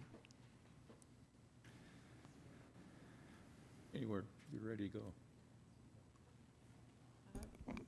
Yeah, I do have a couple of questions. Sure. First of all, can you go back to the slide on the 3 guiding principles?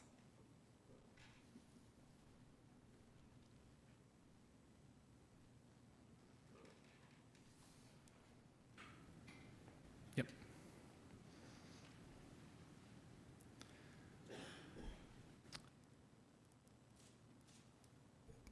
Okay, so with these 3 guiding principles and with the vision that you have, you talked about having this specific plan for future builders that come in, that they would have to come here to the Planning Commission, go through the same process. Kind of explain that to me. How will that vision stay intact with those future builders? Absolutely.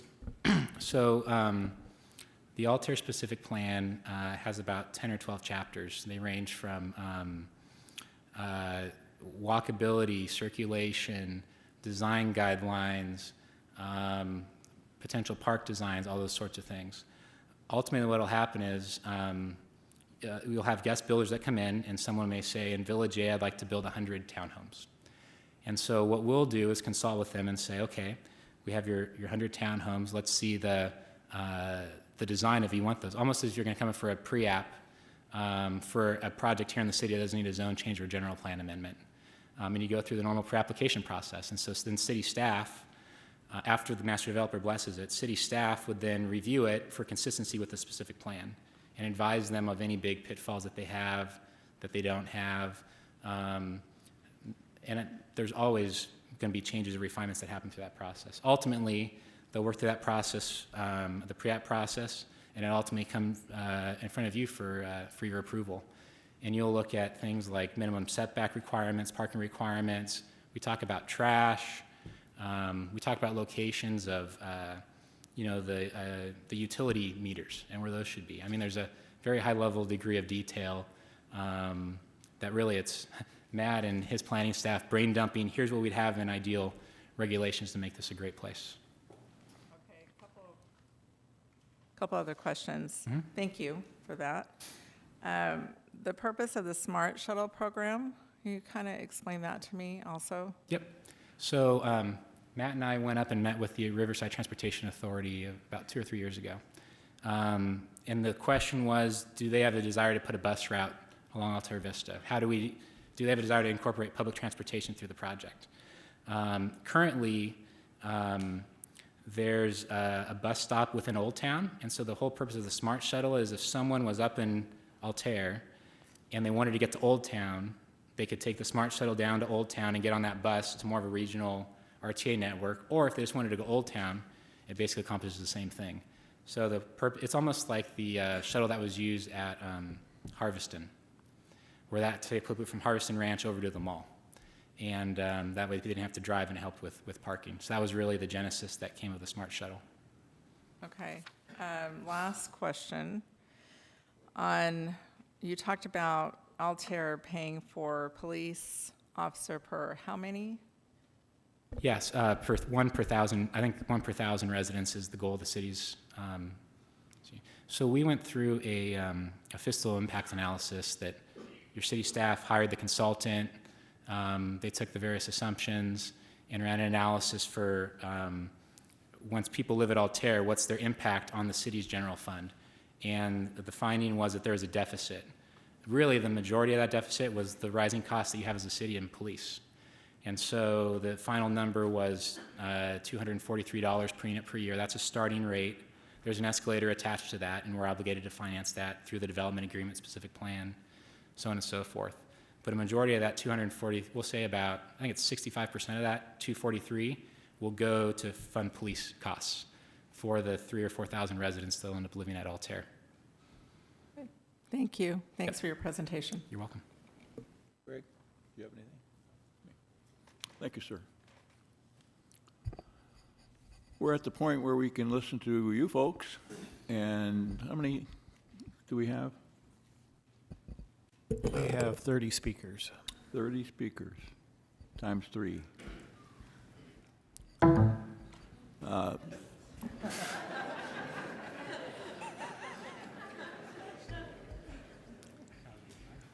Anybody ready for a break for about 10 minutes, and we'll come back and start the public speaking? Let's do that.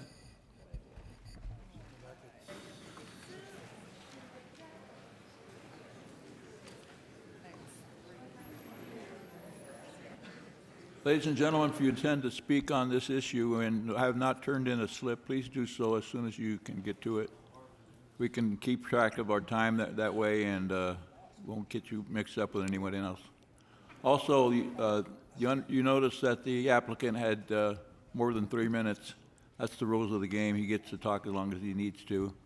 You're still held to 3 minutes, and with the number of speakers we have, I would please keep yourself to that 3 if you can. We'll remind you if you don't, but do so if you can.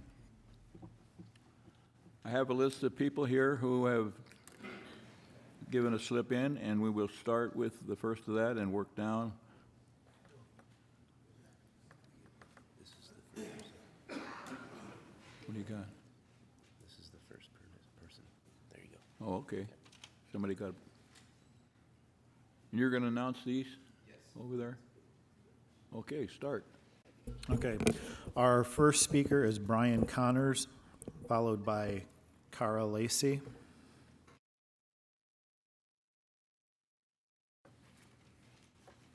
Good evening. In the interest of time, I'll keep my comments very brief. My name is Brian Connors. I serve as chairman of the board for the Temecula Valley Chamber of Commerce. We're 1,000 businesses strong, and I'd like to offer our support for the Altair project. A couple of things that come to mind, and I'll be very business specific since it's for the Chamber of Commerce, is number one, the quality of housing, and number two, the roadways. Quality of housing is not only important to business in the sense of good economy, but it's for the quality of life, what Temecula's come to known for.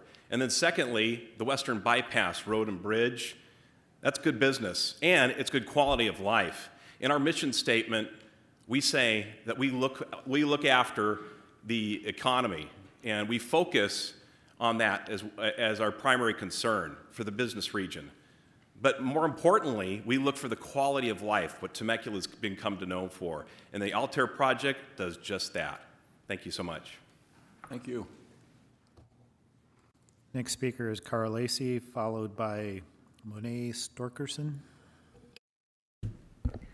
Hello, thank you very much for having me here today. My name is Cara Lacey. I am with the Nature Conservancy and representing them today.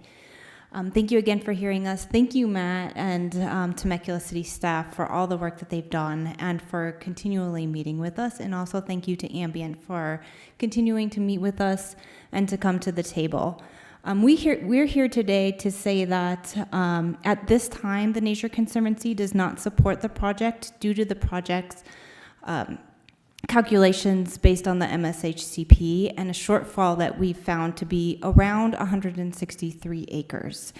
So at this time, we do not support the project. However, we have asked to set up a meeting with the developer, Ambient, as well as the wildlife agencies, a large amount of the conservation groups, and the city of Temecula to come back together. We've set that meeting for November 29th, and we're hopeful and confident that we can get to some sort of solution and get to yes to move both conservation and development forward in a more compatible way. So we are going to be holding that meeting. However, just to give you a little bit of background, I know I only have 3 minutes. So the reason that we've asked for this meeting again is because these linkages that are being impacted in the MSHCP are vital to both local wildlife connectivity as well as wide range species like the mountain lion, the badger, and many others for large-ranging and regional connectivity, which you've seen Ambient has presented on, as well as Matt. So we're very concerned about the impact there. We have concerns over the Nature Center, and we have concerns about the impact of the entire property on the escarpment, as well as the undercrossing that we are currently trying to work on. So knowing that, the developer understands our position, we understand theirs, and they've been great to work with and have considered coming back to the table to work with us. So we're hopeful that we can get to a pathway and to an approach that makes sense for both nature and conservation. We are asking at this time for you to defer your recommendation, if you're going to be making a recommendation tonight, to defer that so that we can have this meeting and then come back to the Planning Commission. However, if you're not feeling like doing that and you decide to move the project forward for a recommendation of approval or recommendation of denial, we're asking if we could come up and start talking about some conditions of approval that we have thought of, because you would be moving forward the Nature Center and also be recommending that City Council certify the CEQA document, which we find inconsistent with the MSHCP. So thank you very much for your time. Thank you. And as a note, when the speakers, no, I'm sorry, you're fine. Just for general statement. When speakers come up, the commission is taking notes for questions that can be resolved possibly by referring to staff after all the comments have been made. So we won't be asking specific questions to anybody or answering questions from speakers, but they will be addressed if necessary by the staff and or commissioners at the time when everyone else is finished with comments. Thank you. Next speaker, please. Next speaker is Monet Storkerson, followed by Beth Abshire. Hi. That was a lot to take in. I've been a resident here for 17 years. Prior to that, I lived in Santa Monica. And I love an urban city. I love going to New York. I love going to downtown San Diego.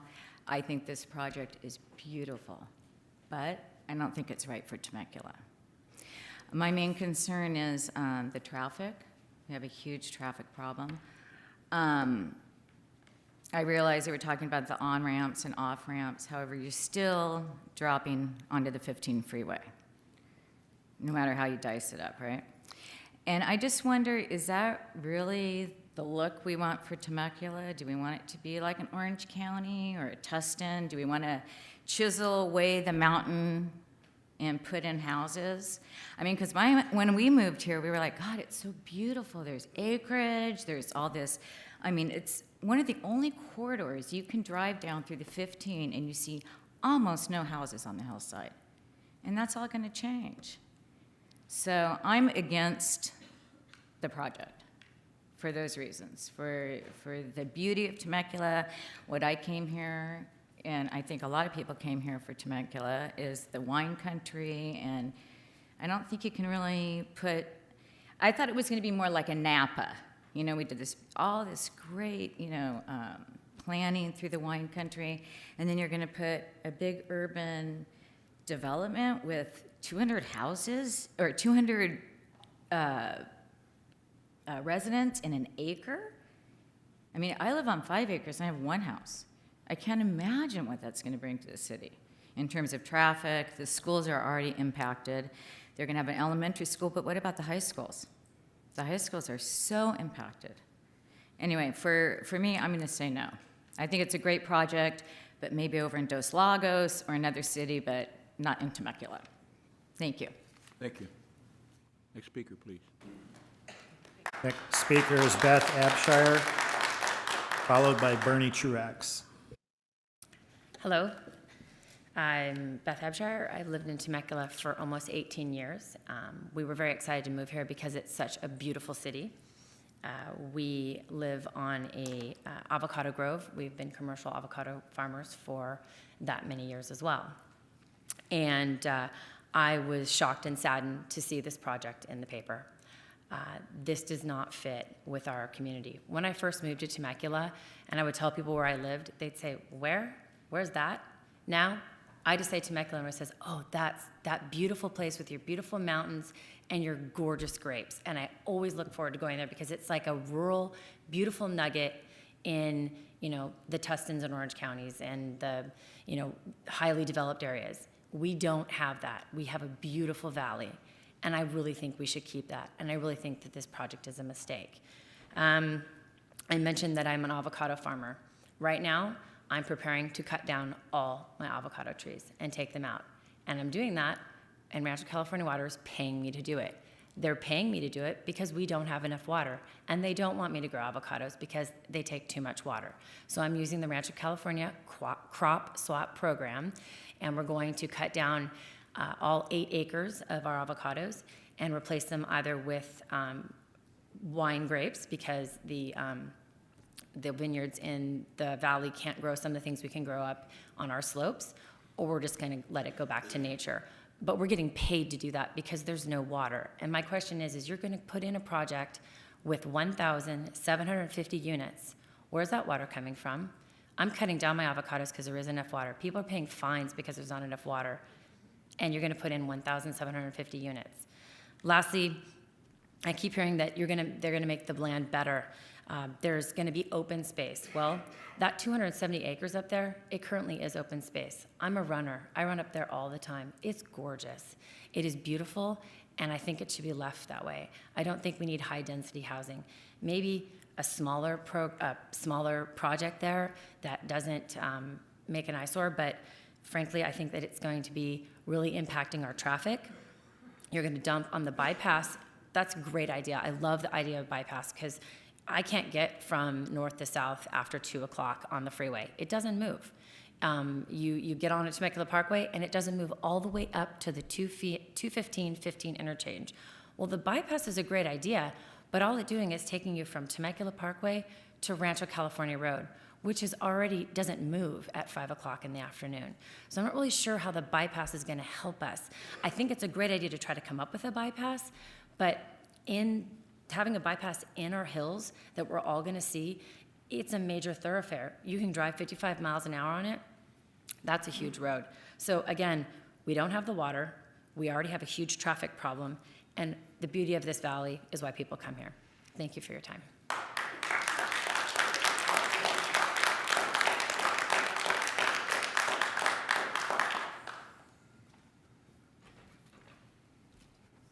Next speaker is Bernie Truax, followed by Kim Kelliner. Good evening. 25 years ago, when this city was getting founded, there were other commissioners. Some of you, I think, were commissioners even back then. And we've had a city council and we've had a city government that has had a vision for this valley and for the city of Temecula, and especially for the Old Town area. Now, I got a kick out of listening to Rob talk about his son was born and now he's 5. It is a long time on one project, but we're a long time on one city plan. We've had a general plan, a specific plan, a vision that was thought out on how the finish of Temecula would be from when we started the Temecula. At one time, there was only one guy in the valley, the Vail Ranch. I'm sure he wouldn't have liked anything we did either, but he sold us the land to do that. So time moves on. So when the city of Temecula realized Old Town needed revitalization, they hired Kaiser Marston Associates to conduct a study. One of those recommendations was a community theater. We now have that. Another recommendation was moving City Hall to Old Town. We did that. Gary Thornhill and some of the city council and planning back then saw the vision that if you're going to have a downtown, you have to bring the city government downtown, the anchor. The study called for a hotel. We're now working on that, and this commission approved that just a few weeks ago, and we're in the process of pulling our permits and get on. The study, but the key piece missing is the residential component. Altair provides that missing link, providing walkable residential units to Old Town. The model back in the 60s when the Vail Ranch sold to the developer that started Rancho California was suburbia. That's pretty well developed, but that's been a long time, and trends change. Urbanization has become the more buzzword in the community, that people don't want to travel or commute. They want to live, work, and play in an urban setting. That's exactly what Altair helps lead to.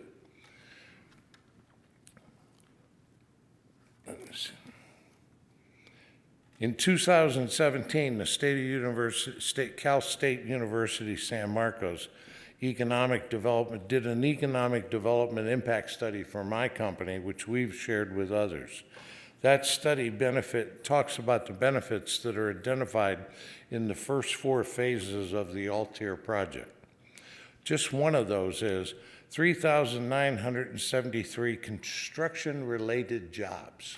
That's one of the things that makes this a great community. People here are employed. And $600 million in a total construction-related economic output. That's a big impact on a small community. And it also leads to that vital livability.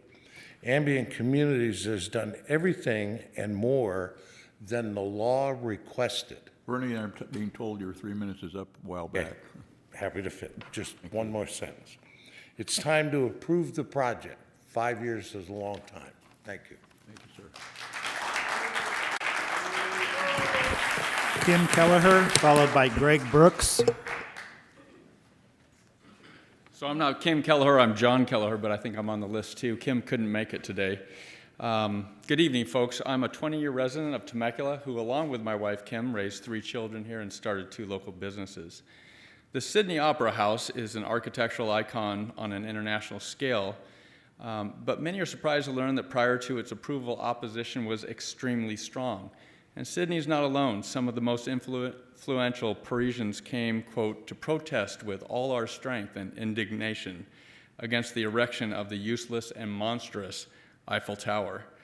The point is, every project has its opponents. Among them, you can count on a vocal minority afflicted with chronic nostalgia. They aren't really opposed to the project in particular, they're opposed to anything new. Every project also has its proponents. Among them are the people who most directly benefit financially. They're not really in favor of the project, they're in favor of making money. And then there's everybody else. In the case of Altair, the everybody else group appreciates the level of quality, the depth of planning, the consideration for community welfare. Everybody Else group is not opposed to everything new, nor do we stand to fatten our wallets. We just want quality development, conscientiously planned and executed. And that's why the sane but not always very vocal majority, the Everybody Else group, that's why that group favors a project like Altair. Today, the Eiffel Tower is the beloved symbol of Paris. The Sydney Opera House has a higher brand recognition for Australia than the outline of Australia itself. In no one's imagination is Altair the next international icon. But within the context of a project like Altair, there is an important comparison to those projects. When considering a development project, it's important to consider not only what the present and the past residents think, but also the future residents. Development projects are naturally much more important to future generations than they are to the present and the past.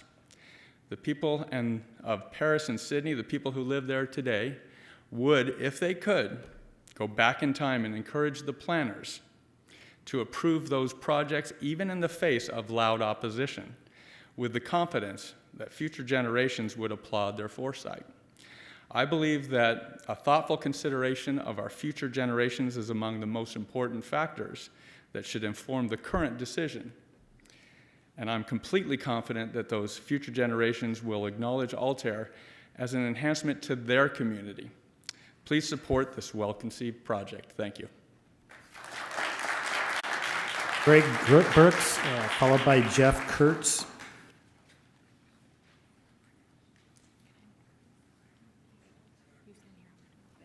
Excuse me.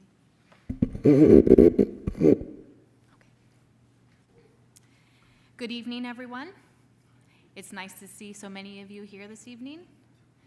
I was here perhaps about 2 years ago to discuss with you regarding housing, a housing project specifically for deaf senior citizens here within the confines of Temecula. But at this point, we've been very, very lucky with the property and the values here. I've met many people, many wonderful, great people, like the folks here. I'm sorry, I missed the name, but the women back here. I've met a lot of wonderful people that have introduced me to Altair and the folks involved with that project. So I wanted to thank them for including us in the planning of their project. I want to let you all know that we are in support of this project. The reason for that, well, it seems as though it's been very well planned, very well thought out. And people like you, and also deaf people, just like you, would like to have a nice community where they can walk to places, enjoy their life, visit beautiful old town Temecula, and not have to worry. And don't worry, we're not going to make the mountain lions our pets, okay? So thank you all very much. And so again, we are in support of the Altair project.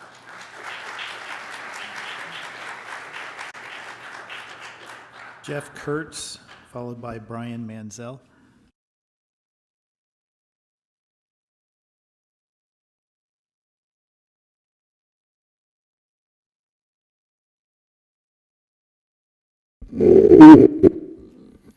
Hello, my name is Jeff Kurtz. I'm the general manager for the Promenade Temecula. I'm happy to be here. I'm here in support, wanted to say real quick that I do support the Altair project. I think it's an amazing project. I've had time to spend with Rob and his team and talked through what's going on and how that project's going through. I know that most people, certainly our young adults, our millennials that are looking for this kind of housing to move into this area, can't afford a 5-acre lot. I've not seen any pictures that show any houses on that hillside, so I'm not sure where that misunderstanding comes from. But from what I've seen, it's a beautiful project.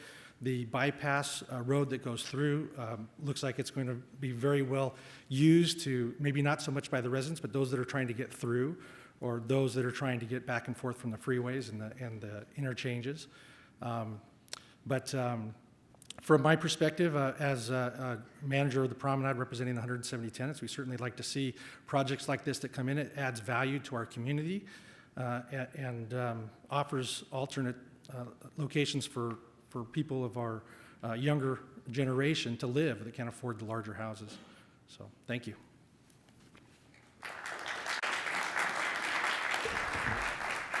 Brian Manzel, followed by Julie No. Good evening. My name is Brian Mansell. I'm one of the principals of Conley Mansell Incorporated, a commercial construction and development company in Old Town. I'm here tonight to encourage you to approve the Altair project. Besides the obvious benefits of working-class housing finally coming to Temecula, as well as the significant economic benefits, I want to speak to the traffic mitigation investments Ambient Communities is making as part of the project that will benefit all of us. The Western Bypass has been on the city's plan for decades now and has been marked for needed for a very long time. Ambient is investing over $30 million to address not only the impacts Altair will have on traffic, but to fix a problem we've had for years. My understanding of the project is that when completely built out and occupied, Altair residents will comprise approximately 20% of capacity on the Western Bypass. The remainder will be current Temecula residents or commuters at no cost to them. People complain about the growing traffic situations throughout Temecula, and especially around Old Town and the business parks.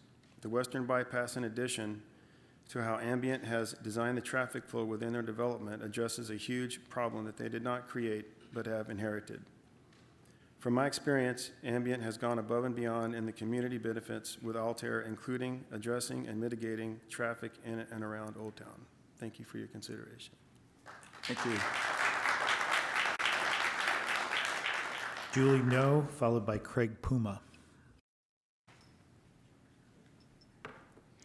Hi, good evening, Commissioners. I'm Julie No, and I'm a business owner in Temecula. I'm in support of this beautiful new development because I know it will enhance the Old Town Temecula community. This will bring together the ideals of what living in Temecula truly means. We can raise families, be empty nesters, or just working couples that want to live near places that we can enjoy, open spaces, walks, runs, and bike rides. Altair would mean Old Town would be lively and full of people walking, eating, shopping every day of the week instead of just on the weekends. And as I've heard of the various developments the stages of this development, I've been impressed at how much Ambient and Altair have cared about the community and its input into making this a beautiful place. I also commend the Planning Commission for putting together such a great plan that gives the city so many amenities in the future. I look forward to this new development. Thank you so much. Thank you. Craig Puma, followed by Darren Diaz.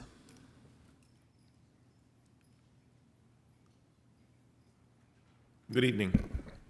I also will try to keep it short with all the different people that want to speak. I lived in Temecula. My name is Craig Puma, and I lived in Temecula for nearly 20 years. In 2007, my wife and I bought a restaurant in Old Town, so we work in Old Town. During the early days, back in 2007, it wasn't just Old Town, it was kind of a ghost town. We had a lot of empty lots, and there was a lot of construction that was going to be happening, and we knew that ahead of time before we bought the restaurant. I've seen the commitment and growth within this city and Old Town. I've lived in small communities like Avalon, Catalina. I've lived in LA. I came to Temecula because of what it was, and I've enjoyed watching my community grow, not just with people, but with infrastructure as well. I believe the city has expanded responsibly. I've been directly involved in the process the city goes through when making decisions regarding development. I believe the city, the staff, the commissioners, and the developers act in the best interest of this entire city. I know it's tough, how tough it can be, because you're never going to make everybody happy. You will always have opposing forces. I've watched this project evolve for many years. To me, that shows some serious commitment to doing it right. I come here today to express my enthusiasm for the Altair project, the confidence I have in the developer and the city staff to get it done right. I'm looking forward to inviting a few thousand more people to enjoy my restaurant and the other 8 restaurants that have opened since I bought mine 11 years ago, and the 5 more coming that I'm aware of in the next 3 to 4 years. This town is growing. It's the path we started over 25 years ago. I'm confident we have the right people mitigating that process. Thank you all for your part in providing the beautiful home we enjoy today. Thank you. Darren Diaz, followed by John Hernandez. Good evening. I'm Darren Deese, a local business owner here in Temecula as well. We've been residents of the community for about 15 years. Tonight was very informative. I learned a lot of information I didn't know coming in, so thank you very much for that. I was surprised to see the fight and the expense to save mountain lions. That's pretty ambitious. I'm a huge proponent of the homeless community. I'm very outspoken about that as well. I'd love to see those millions of dollars that we spend on the mountain lions on the 108 homeless members that we have here in our community. That'd be a nice shift. John talked earlier about Altair taking care of or looking after the everybody else group. Doing a project about a year ago, the Altair team reached out to me only because I was a spokesperson for a homeless project, and they said they wanted to get involved. They saw some pictures from a video that we played at a fundraising event, and they said, that picture you took is on our property. We want to get involved. How can we help? We know we have to displace homeless people, and they showed you the pictures earlier for everyone they had to displace. And they took the initiative to call, to get involved, to meet all the people that were involved in trying to solve the homeless issue here in town. They worked with the city, the HOT team, myself. I was working with Community Mission of Hope, Temecula Rotary, and other nonprofits to try to do something for the homeless. And they reached out. Believe they've already cleared over 26 tons of debris up in their project that has not been done before. And not only are they cleaning it up, they're trying to offer housing. 2 of the people that lived up there are currently now employed. And all that happened because more and more people got together and started talking about the homeless people. When I went and talked to those 2 gentlemen that are currently employed because of the awareness that these events bring out, the thrill that they had that they can cash their own paycheck and pay rent at the Motel 6 3 nights a week so they can be rested. 1, they wanted to watch football on Sunday afternoon, but 2, they had the other 2 nights to rest to get ready for work. So on behalf of the Altair Project, I'm definitely in support, and I hope you are as well. Thank you. Thank you. John Hernandez, followed by Grant Anderson. Good evening, ladies and gentlemen. My name is John Hernandez. I'm the commander of Temecula Valley Post 4089 here in Temecula, and I'm the commander for 400 plus veterans here in Temecula Marietta area. I'd like to speak to you in regards to my veterans, our veterans, in regards to housing in this community. We're very active. Most of us, I'm not saying all of us, have been commuting out of Temecula and making this our home. Myself, I've been commuting out of Temecula since 2001. This evening I was running kind of late because I still work for the Marine Corps.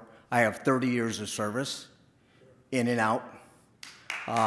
Thank you. At one point, I used to commute all the way down to San Diego, and I used to make the MCRD in 1 hour. I'm not going to lie, I used to press on the gas a little bit. Now I work at Camp Pendleton for the last decade out of Temecula. And I used to be able to go up to 15th to Mission. And now I go through Sandia Creek. And if anybody lives up in that area, which is beautiful, they'll tell you, you don't see any mountain lions. I've never seen any anyway, and I have to leave pretty early, and I come home rather late. But I choose to go through there because of the traffic. But since the Highway Patrol decided and the sheriff decided to camp out there, we have to come to complete stops and things of that nature. And I'm speaking for myself and a lot of the veterans here in Temecula. I'd also like to hit on the veteran. They're younger, he or she, they're younger. They're here, they're making money, they're spending money, they're buying homes, they're shopping. I think Altair's, their project will be beneficial to the veterans of this community. I think they have a lot to offer. This city has a lot to offer. I love this city. We're talking about less than 200 acres. Camp Pendleton is 125,000 square acres. We, at one point, were working or training around a kangaroo rat. 29 Palms was working and training around a turtle. I think less than 200 acres, I think we can work around mountain lions. And I've yet to, again, I leave Perder, I come back pretty late, and I've yet to see one. I want to thank you all for your time, and I hope you give consideration again to our veterans. I salute you. Thank you. Grant Anderson, followed by Gene Wunderlich.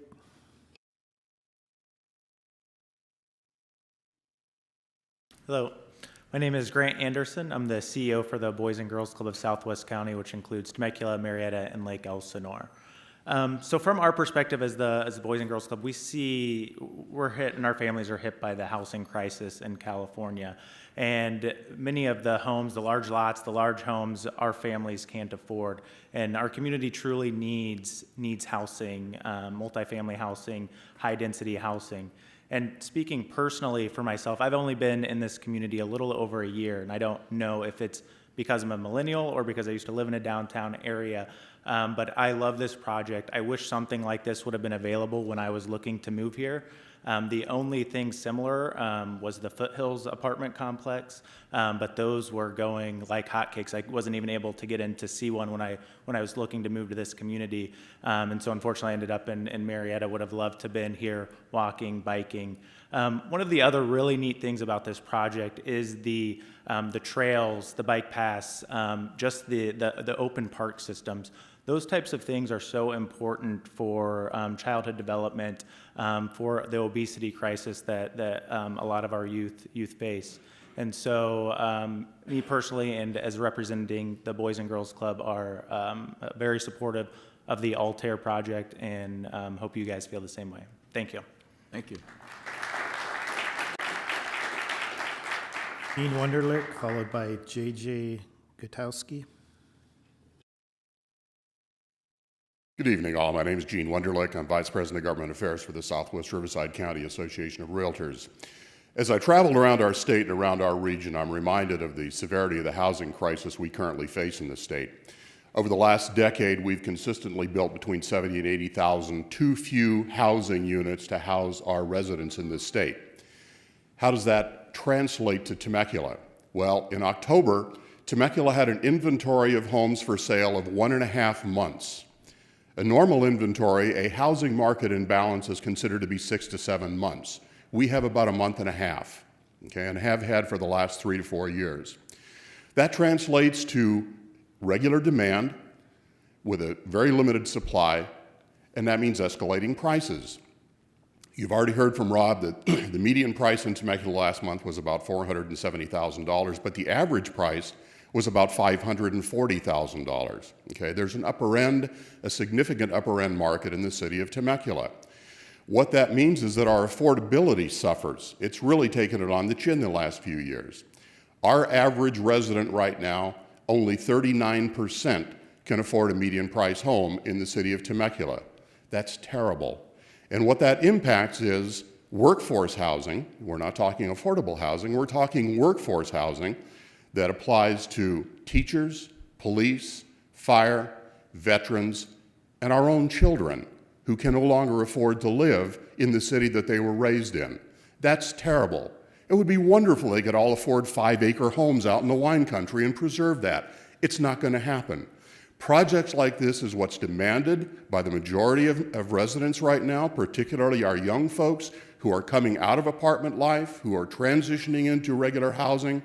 They need walkable communities, bikeable communities, areas where they have schools so their kids can walk to school. They don't want to maintain a huge yard. They don't want to maintain 5 acres. They want a project exactly like Altair is proposing to put together. I think from what I've seen, this is a very well-developed, very well-planned project, and I would encourage your support on that. Thank you all very much. Thank you. J.J. Gutowski, followed by Cynthia Harris. Good evening, Commissioners, City staff, fellow residents. Thank you for the time that you've taken tonight. My name is J.J. Gutowski. I've been a Southern California resident most of my life. I went to school at Cal State San Marcos. As soon as I graduated, I've always been enamored by the city of Temecula, and so it was an easy choice to happily accept a position and begin to work here. I, however, have not had that same ability to immediately buy a home in Temecula. When looking, I now rent in Marietta, and I am very hopeful to have a home in Temecula, but when I'm looking at the average house prices, it's not currently something that is offered by the city of Temecula. I currently work in Old Town Temecula, and I will pay testament to this model that people keep talking about, this live, work, play. It is very true. It is very much something that I myself, as well as the friends that I have, would love to do. We would love to be able to not commute an hour and 15 minutes to go to work. When I did my internship, I made myself a promise that if ever I could avoid it, I would not make an hour and 15-minute commute. And luckily, today, I have a 15-minute commute. That is something that I'm very blessed with. Another thing is I've always been enamored by the quality of life that the city of Temecula offers. They have invested heavily into parks, into this family atmosphere, and I see this being exemplified in this Altair project. It is going to continue that tradition that so many people have been proud to have set the precedent and to move it forward. I know that I have always enjoyed being able to visit the parks when I was not a resident of Temecula. This planned community has over 3 miles of paved bike trails and over 2 miles of walking trails. This is something that is going to allow so many residents a healthy, fun activity to do on the weekends to enhance that quality of life. Many of the other things that I would like to have talked about have already been addressed tonight. Again, I'm so thankful for the time tonight, and I look forward to your positive consideration for this project. Thank you.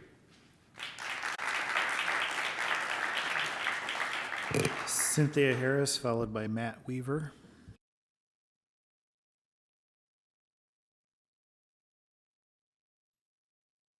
Do we not have Cynthia Harris? Okay, Matt Weaver. No Matt Weaver. We'll go on to Pam Nelson. Oh, okay. Got a Matt Weaver Matt here. Weaver will be followed by Pam Nelson. Hi. As I've said a few times, I was born in Temecula in 1975, so I actually just Googled it at the time. There was 5,000 residents in Temecula and Marietta. So I've seen growth. My family still lives here. I've seen growth more than anything, and I can't believe how well the city has done with the planning and the responsible growth they've implemented over the years. This project has been a long time coming. I remember Zev Buffman, Yes on B, and I actually even worked for him, knocking on doors, taking polls, and I thought it was the worst project ever. But you know what people don't realize is there's a general plan in place now for this that has industrial, if I'm not mistaken, industrial uses, residential already. I mean, I can't imagine industrial buildings in that area. And so the property is zoned for development already, has a specific plan. There's basically no housing west of the 15 freeway. And this project, to me, being from here and working in the area for 42 years, is perfect for what the city, the community needs. Ambient has gone above and beyond, in my opinion, to provide the necessary amenities for the city, the community, in order to make it a more vibrant place, a successful place. And this housing, it's just an exciting thing, and I couldn't imagine it being more planned out any better than it has. So I'm in support of Altair. Thank you. Pam Nelson, followed by Eric Sines. Good evening. I'm Pam Nelson from the Sierra Club, the local group. All this talk about that little strip of land right below the hills here sounds like it's going to solve all of the city of Temecula's problems. I think that we have to face reality. We're in a restricted resources area, and I don't think Altair can fix that for us, unfortunately. It would be nice. But if you always do what you always have done, you always get what you always have gotten. This familiar phrase describes the problem with this project. Outdated planning is causing failure. We're told that 25 years ago a plan was made for this area, so it must be followed. But a lot has happened in the Temecula Valley in 25 years. Even in the last 5 years when this project was described, traffic, water, population, wildlife habitat, and the quality of life in this region has dramatically changed. So we can't do what we've always done. If we do, we'll get more traffic, poor quality of life, and very little wildlife. Several years ago, I attended a similar presentation about the proposed Altair development, and I thought, the Sierra Club could support this, walkable, non-sprawl. Now I see the constrained wildlife corridors. The freeway crossing is impinged on a stopped I-15, future traffic impacts by the bypass, making local intersections going from an F to an F minus, minus, minus. Read the details on those. I'm pretty disappointed. Altair didn't cause these problems. And in addition, the city is asking too much of the developer. The western bypass takes too much funding, putting the project in the hole at the start. The bypass is no longer bypassing traffic anywhere. It all remains in Temecula. It was planned to send traffic north, but plans have changed. Already, the freeway and side streets are closed and clogged for hours every day. There's very little wildlife habitat left. The southern parcels of the development are now impinging on the last chance for an I-15 wildlife crossing, and the wildlife corridors 10, 13, and 14 will be further constrained. So with old-fashioned ideas, the project has about 150-acre deficit for required habitat conservation. Our group recommends a no vote on the Altair project EIR adoption. Let's not do what we've always done. Let's work together to fix this project. I have some ideas. Reduce the bypass to 2 lanes. We know it doesn't really bypass anything. Reduce the footprint, keeping all development inside the bypass boundary, eliminating development at the Civic Phase site and Village G. That's what's included. Reduce the unit density to fit the bypass capacity. And importantly, comply with the MSACP. Thank you. Eric Sines, followed by Jay Stables. Good evening. I'm going to keep this really short and wanted to say thank you for having us. And my name's Eric Sines. I'm a 15-year resident in Temecula, and want to thank the city staff as well as the Ambient and Altair for putting together a great project. And I'm in support of it and looking forward to a positive outcome. Thank you. Thank you. Jay Stables, followed by Ed Duell.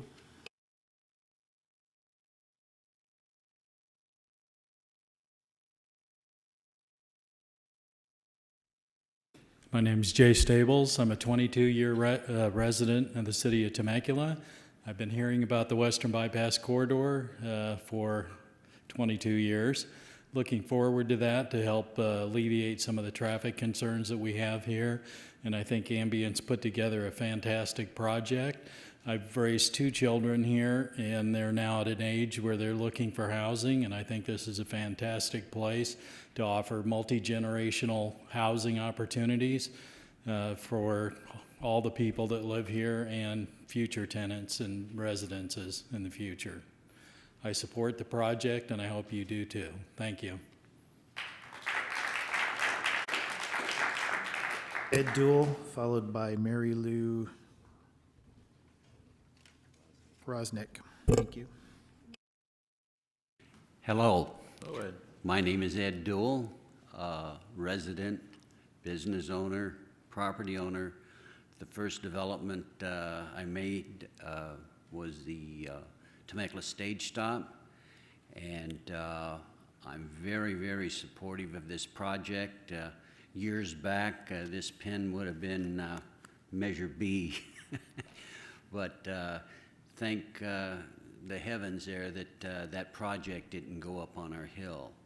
This project's a good one. I've been to basically all the workshops, and the folks that are putting this on, 5 years of struggling and going through all this and that. I have somewhat know what they've went through, but I support this. The Temecula Stage Stop supports this, and thank you very much. Thank you, sir. Mary Lou Rosnick, followed by Mary Broderick. My name is Mary Lou Rosnick. I live near the Santa Rosa Ecological Reserve.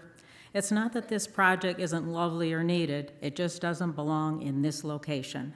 I speak to urge that the Altair project be rejected because it does not meet the requirements of the Multiple Species Habitat Conservation Plan. The proponents offer plan mitigation and then state there will be no significant impacts. Scant evidence is given that the stated mitigations would be successful. The most serious lack of adequate mitigation involves riparian habitat. The project will permanently affect 53% of the riparian riverine resources. The Altair project proposes to mitigate the riparian habitat off-site at a 3-to-1 ratio. Doesn't matter if the ratio is 3-to-1 or 10-to-1. Off-site mitigation will not benefit the wildlife that relies on this corridor. The reason that this biological corridor actually exists is because of the riparian habitat, with wildlife navigating in and along the riparian corridor. This corridor is tenuous enough as it is. Anything less than 100% on-site riparian riverine mitigation is certain to destroy the viability of this corridor for wildlife. The Los Angeles and San Gabriel rivers are now wildlife corridors because all the wildlife corridor or riparian habitat has been replaced by concrete. I quote from the EIR on page 3-22. The model does not determine whether a corridor or linkage is viable or not. Rather, it determines where the best location for a linkage or corridor are based on the parameters in the model. I also have a serious concern with the funding. As stated on page 3-5 of the EIR, payment A of $500,000 will be paid to the city prior to the issuance of the first building permit. All the other payments are to the Wildlife Communities Facilities District toward engineering of Interstate 15 wildlife crossing and wildlife corridor improvements. However, payments for the first 20 years are only $1.59 million. That's less than $80,000 a year. That's a pittance. Additionally, and I quote, Fee A may be reduced to $200,000 in the event that the EIR is challenged, end quote. That statement reads like bribery or blackmail to me, and of course both are illegal. Finally, approving this zoning request change would have no benefit for the city of Temecula. It would bring more congestion, not less. It would also set a bad precedent when the city deals with future zoning change requests. Let me remind the Planning Commission that the Altair project developers have not been deprived of anything. They have every right to develop within the existing zoning laws under which they purchased the land. Thank you. Thank you. Mark Broderick, followed by Eileen Anderson. Mark Broderick. It's apparent that you spent a lot of time on this project. It actually looks nice, has great connectivity. I hope that there would not be a fifth story on some of these buildings. But the real problem with this development is that developments have built all up and down the 15 around this. And I believe your traffic data is flawed. You have 3 ingress-egress off-site points: Temecula Parkway, First Street, Santiago to Inez, and Rancho California Road. Those intersections are gridlocked now. And if you try to go over Santiago at certain points of the day onto Inez, forget it. It's stopped.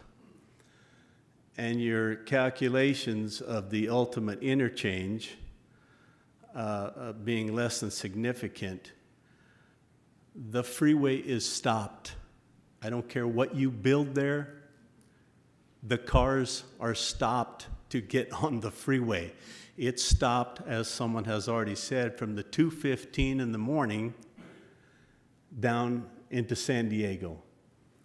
And in the evening, it's stopped from the 76 up to the 215. They're bleeding off into the side streets. They're coming down Rainbow Canyon Road by my house. I can't even get out of my development. Now, we know that quite a few people commute, and I'm sure a lot of these people will commute. They're going to have to get on these freeways. I just think the densities are too high. I like the project. I think the densities are too high. I think maybe the apartment number should come down. I hope that they're not going to be all built in one village, maybe spread out. But they're going to have to leave this development, even with the connectivity, they're going to have to go to schools because there's only going to be an elementary school there. They're going to have to go to the middle schools, and they're going to have to go to the high schools. And they're at capacity. A lot of those in my area, they're at capacity. They're rerouting students to other schools. So they're going to shop on the other side of the freeway. The traffic is the elephant in the room, and I don't think you can do anything except, if you want the project, reduce densities and follow through with some of the mitigation measures that you were going to eliminate. Thank you.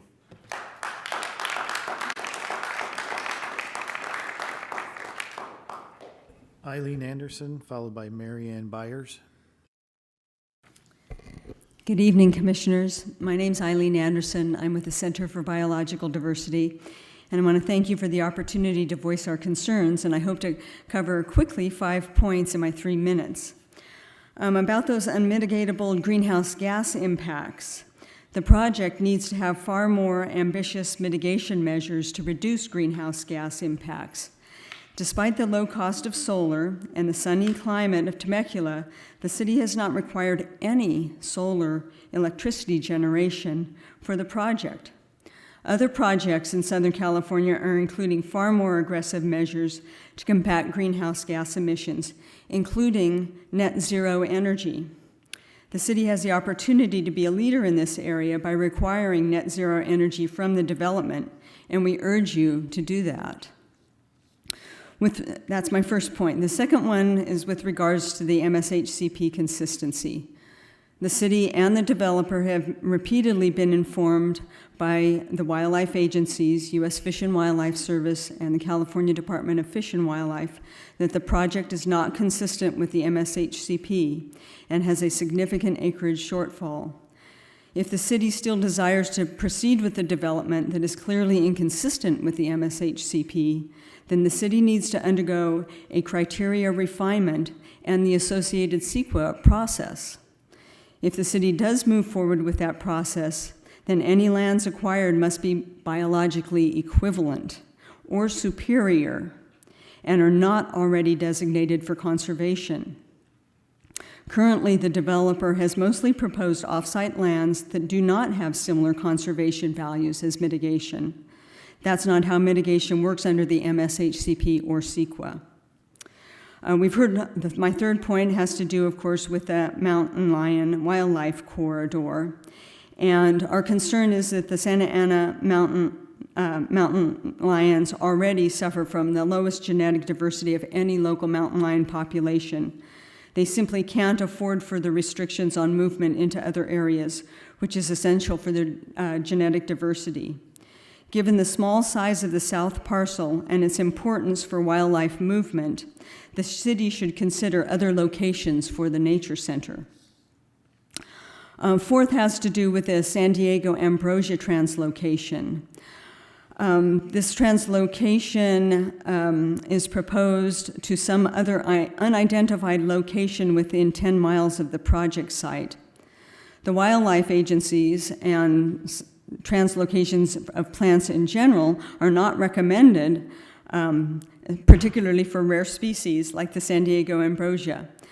Moreover, the final EIR impermissibly defers the development of mitigation by stating the applicant will prepare a translocation plan. The FEIR should focus on the avoidance of the San Diego Ambrosia. Excuse me, could you wind it up? Your time is up. Yes. I will wind it up by saying, we urge you to deny this project as it's currently proposed tonight, or at a minimum, delay your decision until these issues are fully addressed. Thank you very much. Mary Ann Byers, followed by Terry Biancardi.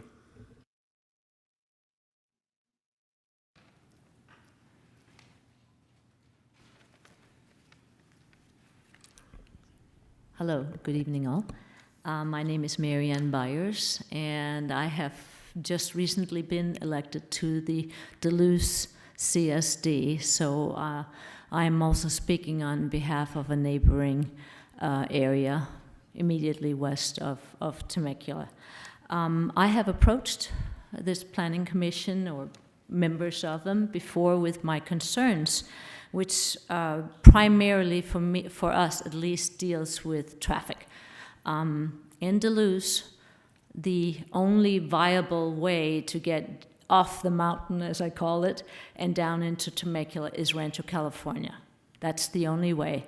And we have had a gentleman speak to you in favor of the project, stating that people coming from Camp Pendleton now use the Sandia Creek Road because to do anything else, to go on I-15, it is now a parking lot. The Sandia Creek then hooks up to Rancho California. By the time you get to I-15, you've got a 2, sometimes 3-minute delay. Sometimes traffic is backed up past the Temecula city line limit. And my concern, as you all know, is that if there is any kind of emergency, people in Duluth will not be able to get off the mountain. I lived through 2007 when we had fire. Were that to happen again with even more increased traffic that we're seeing now, rural roads and this kind of congestion doesn't really work. When I talked to you last time, you told me that you were going to try and conduct a new traffic study that would take into consideration the increased traffic on Rancho California and other parts, and I wonder if you did that. So in conclusion, I would just say I am not totally against this project. It sounds like a really neat project. I am really concerned with the traffic impacts, and I'd like to make sure that we have considered all the ramifications for surrounding communities and Old Town itself too, with these concerns. So thank you. Terry Biancardi, followed by Aaron Huselman. Good evening. My name's Terry Biancardi, and I'm with the Sierra Club too.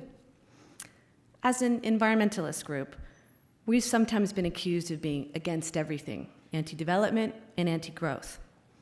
I think our track record of work with the city proves the opposite, that we are for lots of things: clean air, water and food, sensible transportation, quality of life, and the preservation of the last vestiges of wildlife and conserved lands. And we are for growth, when it is good growth, when it complies with the law. And this project is out of compliance with the MSHCP, as you've heard, by about 160 acres. For years, we in the Sierra Club have been monitoring the progress of this project, as have a number of other environmentally oriented public interest groups. These various groups haven't always agreed, but it has taken time for the true parameters of this project and the calculations of its impacts to come into view. And now that they have, all of us groups are 100% in agreement that the MSHCP needs to be whole. We think Ambient can get there, to start with by shrinking the bypass to 2 lanes. After all, it doesn't bypass anything. Eliminating Village G, and keeping the civic site open space. The city can help the developer by reducing the demands they're making, and they should work with the developer and the agencies to find a solution to the remaining missing acreage. Then we in the Sierra Club can get back to our usual positive position, because we're not saying no, we're saying not yet. Thank you.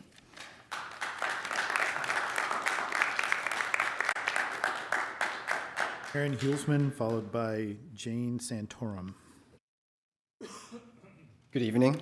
My name is Aaron Huelsman, and I would like to thank the chairman and commissioners for this opportunity to speak on behalf of the Mountain Lion Foundation.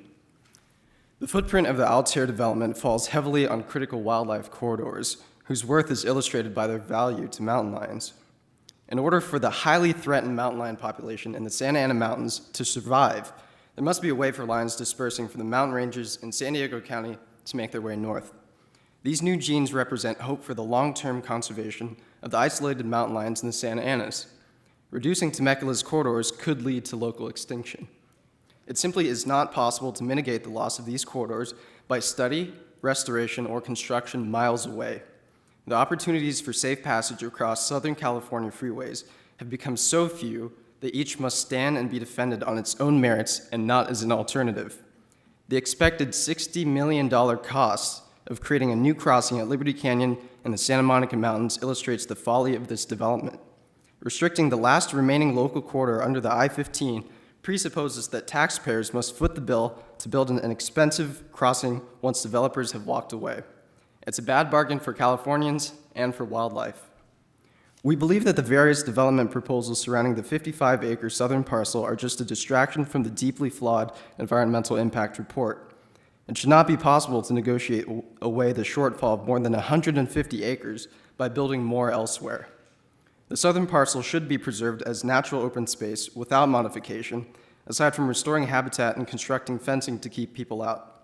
But the suggestion of any use for the southern parcel cannot excuse the failure to adequately address the severe wildlife impacts of the proposed development as a whole.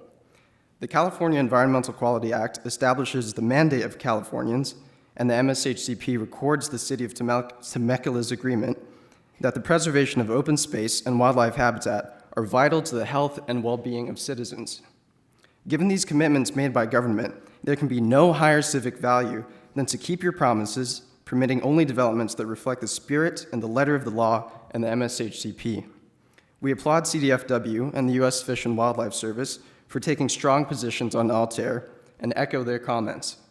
We urge you to withhold approval of the final environmental impact report until substantial refinements have been made that adequately disclose the real environmental impacts of the Altair project, effectively mitigate these damages, and achieve consistency with the MSHCP.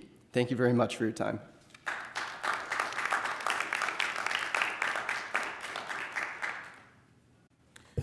Jane Santorum, followed by Letty Marquez.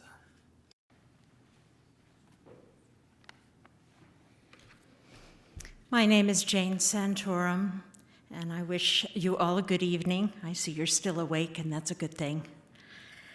I established the Julian Mountain Lion Project in response to the unsustainable number of mountain lions that we are losing in that region, primarily as the result of either car collisions or depredation or poaching.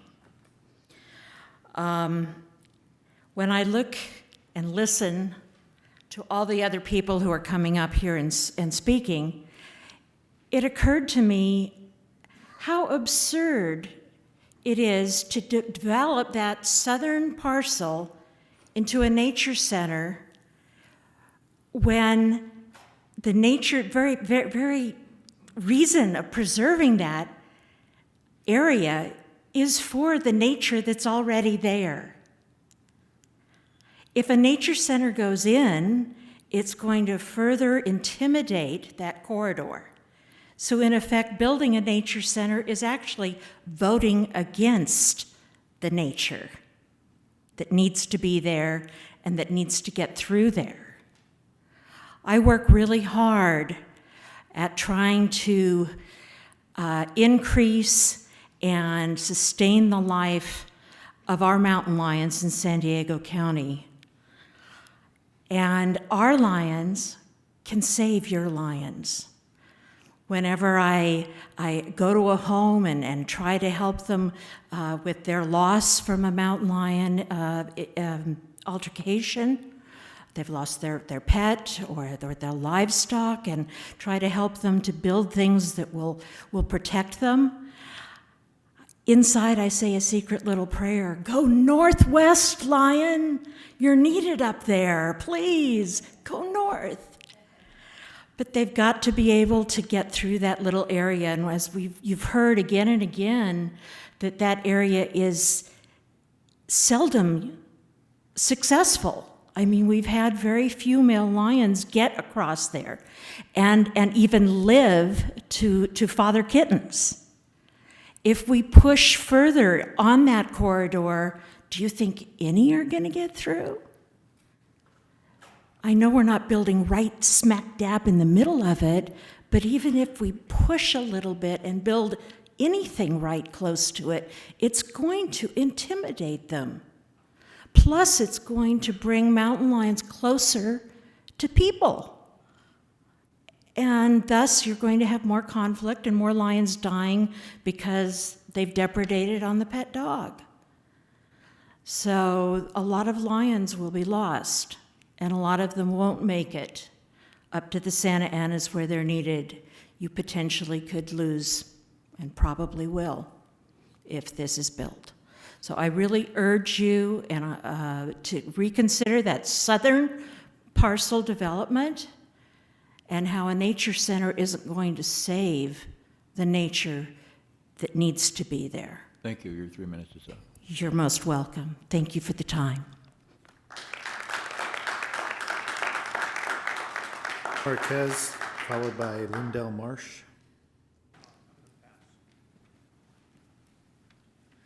Good evening. My name is Letty Marquez. I'm a local resident. I've been in Temecula for 14 years. I'm also a small business owner, and I volunteer in my community. First, thank you guys for letting me be here.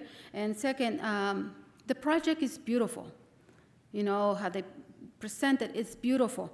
But what other people were saying, it's not the right project right now. It's not the right time. They were talking about the bypass. We already have so much traffic. I live on Inez and Pauga. That's my house. And the gentleman that came from Rainbow, what he was saying, I call it the secret. You know, when you find out a secret road to avoid the traffic, my street is not anymore. It's not a secret road. It's packed. I work from 9 to 5. My business is in Business Park. Getting home, it's a 1.7 mile. It takes me 25 minutes to get home. And so the bypass, if it's constructed without any houses, the bypass will only reduce the traffic that we already have. It will, but with the houses, we're not bypassing anything. We're just adding more traffic, and with traffic, we're adding anger management. If you know, I invite any one of you to be on the road at 2:50, 2:30 when I go and pick up my girls, you know, from school. The freeway's already packed. Somebody was saying about the old vision of Temecula was to build. Yes, but the old vision was not about doing more housing. We're already overpopulated. And I'm not a troll, you know, I love people. The project, they said that it's a walkable. They mentioned the word walkable. You're gonna walk here, you're gonna walk there. But in reality, people, they don't walk. You know, I go to this mountain, Montserrat Trail. You know, I like to do the trail, and I just don't see this, you know, people really doing this walkable thing. The traffic, you know, like I said, from my house, I do not live in a 5-acre house. My house is barely 1.4 of an acre. So I know what the other lady was saying. It's not about how big your house is. We have a lot of people already. They bought the project in 2012, so that's 5 years. In 2012, yes, our economic was down, and we needed to rebuild Temecula, which I think we're already there. They were saying that this will bring more light or, you know, nice people. The difference between Temecula and Tustin and Orange County, Tustin and Orange County, they have more than one freeway. Gosh, I missed that one. If we have an emergency. Excuse me, your time is up. Sorry. Sorry. If we had an emergency, just think about it. What are you gonna do with all these people with one freeway? Thank you.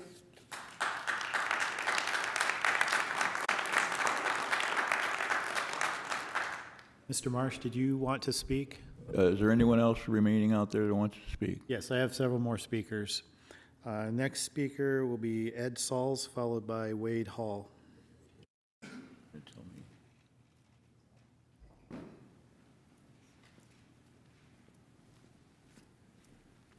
Good evening, Mr. Chairman, members of the Commission, City, and members of the audience. My name is Ed Sauls. I'm a founder of the multi-species plan. I have credentials in development. I built housing, did land development. I have credentials in conservation. I've personally been a part of conserving more than 13,000 acres in western Riverside County. One of the main reasons that we developed that conservation plan was so that you as a city could make the decisions on balancing development goals and conservation goals. That permit gives you the authority to make the decision. You need to consult with RCA. They have no regulatory authority. You need to consult with them. You need to consult with the mountain lion people and be concerned about all the other input. And your staff has done that. But your staff has analyzed the plan about what it takes to comply. They've worked greatly with the community, and they've gotten Altair to bring so much conservation to the table that it's unbelievably beyond what's required in that plan. My conclusion for you, my recommendation is that you move ahead with this, that you acknowledge your staff's recommendation that in fact the plan is consistent. It is your authority to do so. There's never enough to solve traffic problems, air quality problems, wildlife problems. In this case, you have a great balance that achieves what you need to do. Thank you.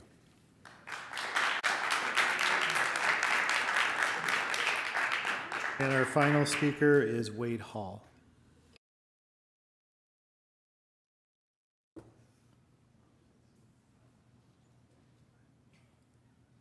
My name is Wade Hall. I'm actually one of the applicants, but I've been involved with Rob in this whole process, and I want to be sure. I always appreciate people speaking their mind. I actually even believe in the process of dissension and protection of conservation. One of the difficult aspects of our profession is we're trying to balance, as you've heard all tonight, and I just want to clarify a couple of points that people, I think, in their erstwhileness to tell you how much damage this is going to do, that you understand what some of the true facts are that you can find inside the EIR. One is the mountain lion problem already exists. If you didn't do anything with Altair, the mountain lion problem exists. We've met with all the mountain lion experts in the local area, and they'll tell you if nothing happens, the mountain lions are in trouble. So we've had conversations like, why don't we transport, which they've done in other areas of the U.S., some Palomar guys over to visit this. Yeah, that'd be great, but it's artificial. You don't want to do that. This is, Dr. Vickers saying that, who's from UC Davis, who's a wilderness biologist and specializes in mountain lions. Also, nobody wants to take the liability if that mountain lion moves, which they did in another state, which ended up killing someone. So no one wants to take that liability. So if you speak to the people who know this problem well, the problem is the current underpass doesn't work. There's no recorded evidence of a mountain lion ever using that. And the problem is the eastern side. What they want to do is buy the golf course and turn it back to natural area. That's their solution to make the current large span work. But the large span doesn't work now at all, even if you don't do anything to that. So everybody told us the solution is to do an alternate pass to the south. That's the only reason the topic came up. We're not experts. We're not going to go tell you where to build it. We're following the direction of all the advice we've been given by the experts. They've been working for 20-some years to figure out how to do that. It started with, if you do 200,000, that'd be great. We'd support it. That's now 500,000. And you can still hear it's not enough. Our frustration is we've done everything people have asked us to do. Eliminate this, eliminate that. And still, it's not enough. And so it's hard for us to avoid the feeling that people have no genuine desire to come up with a workable solution. As far as the math goes, we have emails that'll be part of the record if and when this goes to litigation from the agencies say, calculate it this way. We calculate it that way, they don't like it. All right, well, calculate this way. 4 iterations of that. I'm not the expert, we're not the expert, but all the experts are telling us that it's all right. So there's a difference of opinion. Good news is we're trying to meet together again to work that out between now and the city council meeting. So thanks for your time. Thanks for all the staff's work. This is a mutually agreed upon project, really, by the way, from day one. You guys and your staff have been involved in every single aspect, every single word. So 9,000 pages later, Thanks for your consideration. Thank you. I have no more requests to speak. Thank you. Anyone else? Last minute, come. Okay, we'll move on to the next segment then, and that is if you've recorded, I'm talking to the commissioners now, if you recorded questions that came to you during the conversations, please address them to the staff now. I'll start on the left.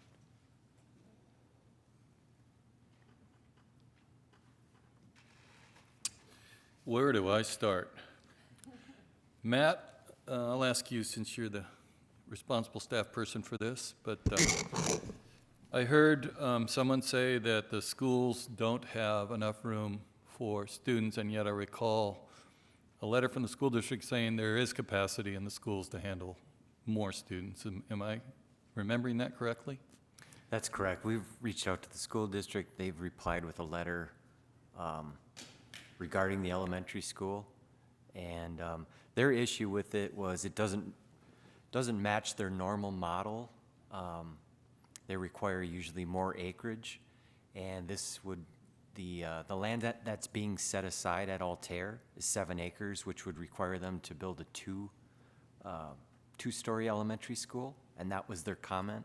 They did not comment on capacity at the high schools in their letter.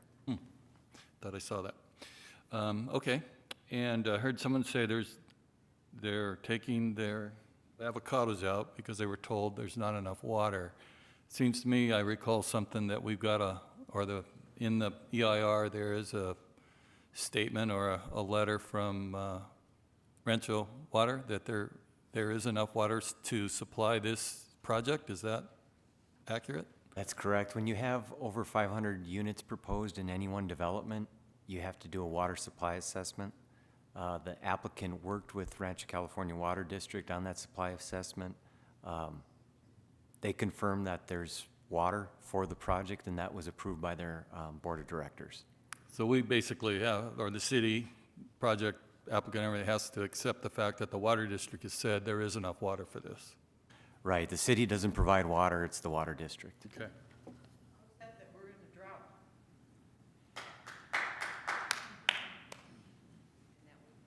We had our water cut 60%, we're in a drought. You want me to ask my questions? I'm not done yet. Okay. You still going? Yeah, I'm just Okay. waiting for the interruption. Sorry, please don't interrupt.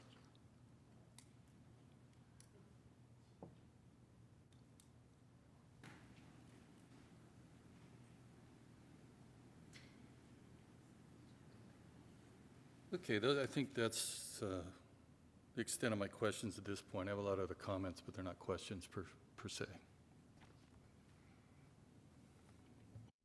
There seems to be a lot of question on the bypass and the benefits of that. Can you clarify that? Because I think the start and end is, I think some of the people are confused about where it actually comes out. If you can kind of clarify where the bypass actually is.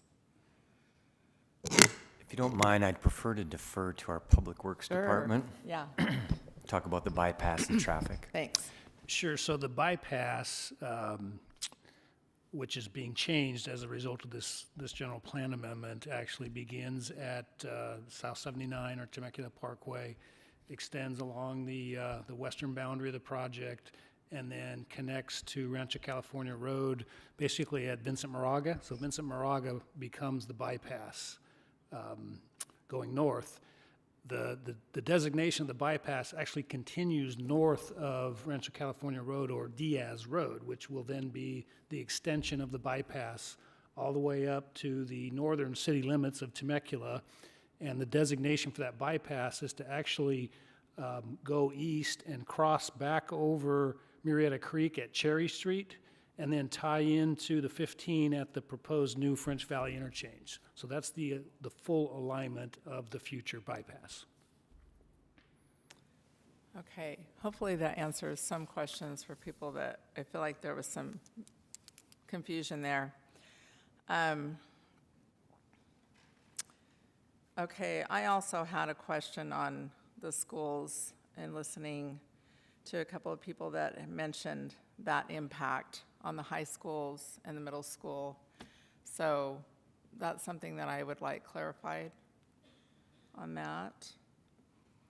I don't know if you can do that right now, but What exactly is the question? Is it relative to the high schools or the school Well, district in general?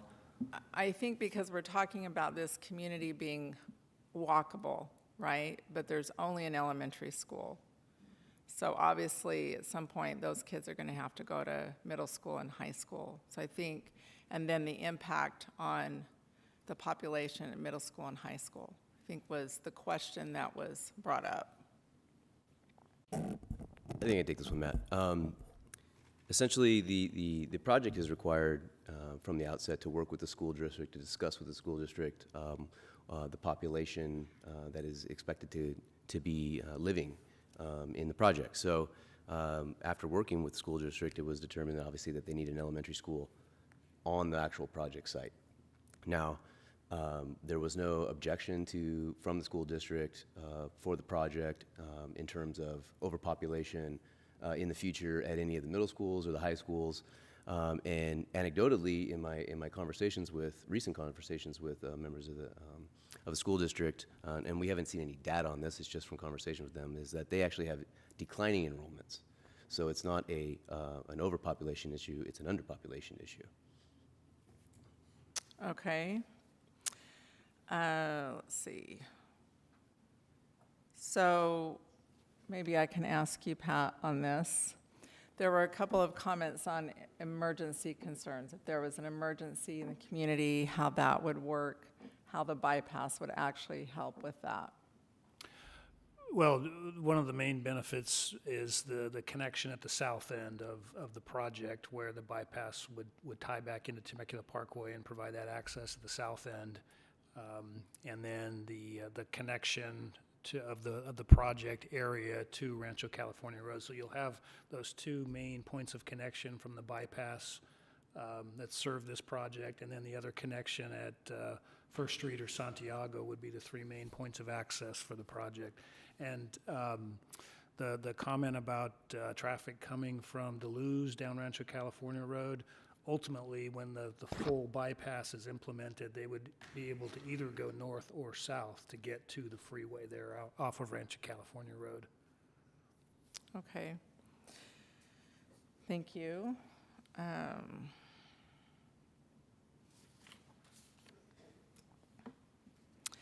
And then I think it was Ms. Santorum that stated that the southern parcel, that kind of spoke to me a little bit, that we're doing this nature center, but we're displacing the nature. So I don't know who can speak to that, but I just had a question on that.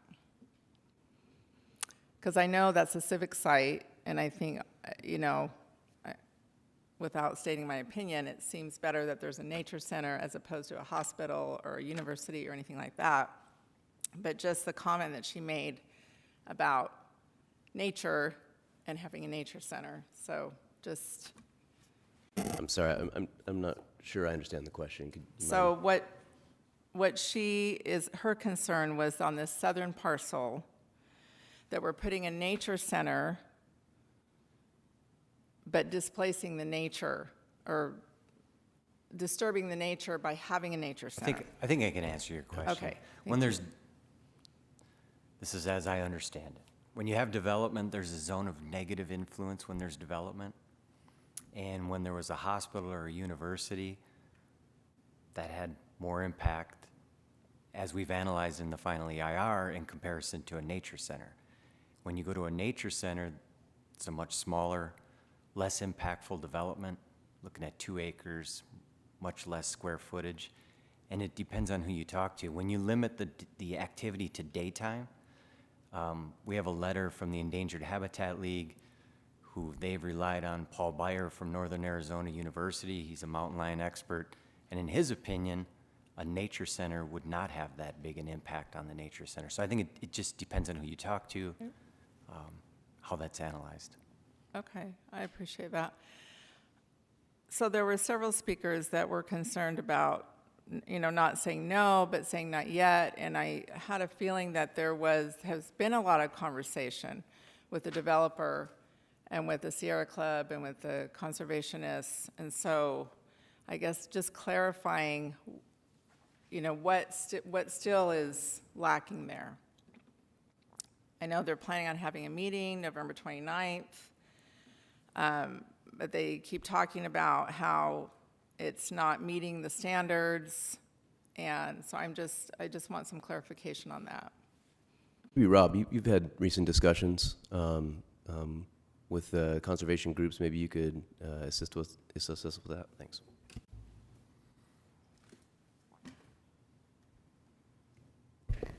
Yeah, I think really, as you boil it down to what the outstanding concerns are from the various environmental groups, is there's concerns about any development on the civic site, and there's concerns about Village G. And then the ancillary piece of that is how many acres are being conserved. We don't see eye to eye on the acres. I obviously went through my acreage analysis up there, and frankly, I don't know where 160 or 150 acre shortfall comes from. I've never seen any support for that. Yeah, that was my question too. But that's really what the meeting's about. It's going to be those are the three main topics. And we've been talking a lot about it. I do think we're closer today than we've ever been.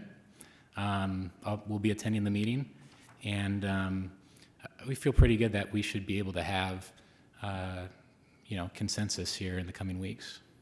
Okay, thank you. Thanks for answering my questions. Everybody? You're next. There's a lot of questions about the traffic and, and the impact, and especially in particular the western bypass. And there's been suggested a number of times about taking it down from 4 lanes to 2 lanes. What the impact of that would be in the long run, taking this, what's designed as a bypass? Two-part question, I'll throw both of them at the same time. What is the likelihood, and I know you can't speak for our neighbors to the north, of taking Diaz further north into Murrieta? The first question regarding 4 lanes rather than, or 2 lanes rather than 4 lanes, the city circulation element designates that bypass as a 4-lane or even 6-lane road, and needing that capacity in order to handle the ultimate traffic that's going to be generated in the city. So going down to 2 lanes, it would just mean that that road would be more congested and not provide the overall circulation that's needed to serve the city. I know that the proposed design has been for that split level road, which is intended to reduce the amount of grading and make it as least impactful as possible in terms of the actual construction of that road. But only a 2-lane road would not meet the needs of the circulation plan for the city. The possibility of that being extended, of Diaz being extended north of Temecula, that's pretty much going to be up to the folks in Murrieta as far as that extension goes. Our circulation plan right now calls for Diaz to be the bypass going north of Rancho California, and then, like I said, tying in a bridge over Murrieta Creek at Cherry Street, and then connecting to the new French Valley interchange at that location. So that's the way the bypass is shown on our circulation plan, and it would be up to Murrieta as far as that being connected, or that being extended north into Murrieta. It's Washington Street going into Murrieta. And at that point, once they crossed over on Cherry Street, they could jump on Inez and go north. Right. So, but the thing is, I mean, they should see the success of that and add to that. Diaz would be a big addition. So, okay, that's my question right now. Thanks.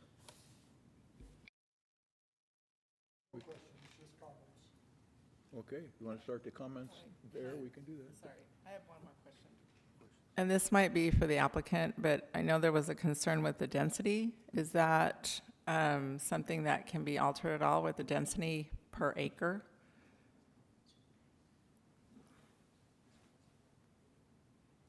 Yeah, and thanks for asking that question too. I heard someone say they were worried about 200 units per acre. So again, the specific plan has a form-based code. Every village has a minimum density and a maximum density. And really it's able to be adjusted based on how many units are desired in that area to niche different product and provide different housing opportunities to different people. The highest density in the whole plan, I believe, is 40 or 45 units per acre. That's really can only be accomplished in the main core there. To put it in perspective, 45 units per acre would be 5-story building with elevators. So then we have a 5-story maximum height limit in the project. I think the average density, if we built out to maximum 1,750 units, would be about 20 units per acre, which Matt was making the equivalent is the same as the Solaire project, the apartment building right down the street on Pujol. And really, that's the maximum density. There's a minimum density of 870 units, which is more like, I believe, 10 or 12 units an acre. So we've done all the EIR analysis with the maximum number of units to assess those impacts. But 99 times out of 100, you never hit your maximum density. Thank you for that clarification. Okay, done? All right, I'm going to close the public hearing and call for comments. Don't make any motions before we get to everybody. Try not to. How's everybody doing? First of all, thank you all for being here and sharing your thoughts with us. I mean, it's appreciated. Usually we get 2 people to show up to our meeting, so, this is great. Just a little background for myself. I've only been doing this since 1990 when we incorporated. And I was on the Traffic Commission at that point, and we had a joint traffic commission with the Highway Patrol, Caltrans, Murrieta, Temecula, and the county. And guess what they told us in 1992? There were going to be 10 lanes of freeway out here, from the checkpoint to the split. Where are they? Well, thanks to your new gas tax, maybe in the next 20 years we'll get it. That's part of the problem. We talked about encroaching on nature. I want to direct your attention to Diamond Valley Lake. That used to be a very wide open area with a lot of nature, but guess what? We needed more water because we not only take care of emergency water for Temecula in this part of northern or southern county, we also take care of it for some of San Diego. So we had to build a big dam, probably the largest dam in California. And that took up a lot of habitat, didn't it? Yeah, but I don't think it's really created much of a problem because out of that we got a lot of walking trails, hiking trails. We didn't even damage the kangaroo rat. Some of you may remember the kangaroo rat. So again, going back to myself, I moved here in 1978. We bought property here for the first time in 78. Who was the man that was here in 75? You beat me. Okay, Matt. And I thought, wow, we had 5,000 or 6,000 people here. There were no stop signs, no traffic lights. It was really great. 10 years later, we have to hire people to direct traffic off the freeway. In just 10 short years, we went from like 5,000 or 6,000 to about 24,000. It was pretty ugly. So when you talk to me about traffic, I've seen quite a change in traffic. And we have done so much in this town through our general plan and our land use plan and our specific plans. Specific plans are exactly what we're talking here. This is just one of many. We had the regional mall. That was a specific plan. We had Rawpaw. That's a specific plan. Harveston was a specific plan. Wolf Creek Development was a specific plan. Guess what all of those things interrupted? Nature. But we had to address it and we had to work with it. And it's working. And it's the same thing we're doing on this specific plan. Ambient's coming in here with a plan they want us to approve. Maybe we will, maybe we won't, I don't know. Then they're going to sell, if they approve it, then the builders are going to come in. They might be 2 builders, might be 3, might be 4, who knows. But if you look at Rawpaw as an example, that thing was approved over 10 years ago. I don't know, maybe 15 years ago we approved the Rawpaw plan. And it is still not built out. These things take time. They don't get built out over time. I don't expect this one to get built out. When you talk about water, Rancho California Water District is probably the best in the state at conserving water. We don't drain and deplete our aquifers like most areas of California. They are very good at what they do. And they are required by law to give us a letter saying, yes, we can support this project. And if they can't, they're in violation if they don't give us that letter. So we get the letter on almost every project. If you go back, when we were talking about the quarry, remember that quarry issue that came up in Temecula? Rancho California Water said, yeah, we got plenty of water for that. Talk about a use of water. That quarry would have been 1,000,000 times more than what a project like this would consider. So that's water, that's traffic, and what we all don't like to see, and I'll agree, is growth. But we all moved here, didn't we? Yeah. And so, you know, once the freeway came in and people found little old Temecula and Vail and Butterfield, they said, yeah, I want to move down there because it's great. And so did everybody else coming out of LA and Orange County and Riverside and San Diego. And here we are. But we have dealt with it. Yes, we have a traffic problem. Everybody has a traffic problem. If you travel across the country, even in states like Montana and Wyoming and Idaho, they have traffic problems. And their growth is going on the same way ours is. But you have a general plan, a land use plan that we have, and we follow it to the letter. We are very, very fortunate to have city councils and city staff and commissions and committees and a lot of other people that are doing volunteer work in this town, thousands of them, that have made this town what it is. And it's the reason that people want to come here. Yeah, they're concerned about mountain lions, they're concerned about the kangaroo rat, they're concerned about all of that, but they also want to live here. So how do we allow both? Well, we do it through a management program. And that's why we do these specific plans and why we address issues like water and traffic and schools and everything else you're seeing. And I'll tell you what, if you think we got traffic now, wait until the county's plan for the wine country goes into full effect. The 51 wineries we have out now could be 100. So, you know, we have to deal with all those issues, not only within our city, but with Murrieta, with the county, with the state. So maybe when the state gets off of their collective tax increases, they can build the extra lanes we need out here on the freeway to move our traffic around. You know, it's unfortunate that we have, I don't know, 76, 78% of our community is commuting over an hour. But that tells you that people want to live here and they're willing to do the commute. I did it for years. I'm glad I'm not. But I feel bad for them. But they want to live here for a reason. This is a great city. We have developed a great city. And I know that the habitat is an important issue, and I thank you folks for being involved with it, but we will mitigate it. It's going to happen. I grew up in a city called Burbank. Some of you might know it, up in LA County. And growing up in the 50s and 60s up there, we had Griffith Park across the freeway. Yeah, they put that wonderful Golden State Freeway through there and really messed up San Fernando Valley. But we built a tunnel under the freeway for mitigation purposes. So people could ride their horses under the freeway, and the mountain lions and the coyotes and the skunks and everybody else could get from one side to the other. And it has worked to this day. And that's what we did here. I don't know how many of you are aware, and I think the gentleman that came up was kind of alluding to it. A few years back, I think it was late 90s, early 2000s, the county came together with a plan to put aside 150,000 acres of open space throughout the county. And the city signed on to it. Do you know where we're at now? We're at like 98,000 or something? Yeah, I think we're close to 100,000 acres. It was such a new plan, such a well thought out plan, that Los Angeles County adopted it. And they're doing it in some of their areas. So, you know, give us some credit for thinking these things out. We don't want to ruin everybody's life, but we do a lot of thought, a lot of planning, and we've been doing it for 27 years in this town. So again, I appreciate you guys coming here, but of all the specific plans I have worked on in 27 years, I have never been involved with so much paperwork as this one. I've served on this subcommittee for, what, almost 3 years, I think, right? These people have jumped through more hoops than I've ever seen.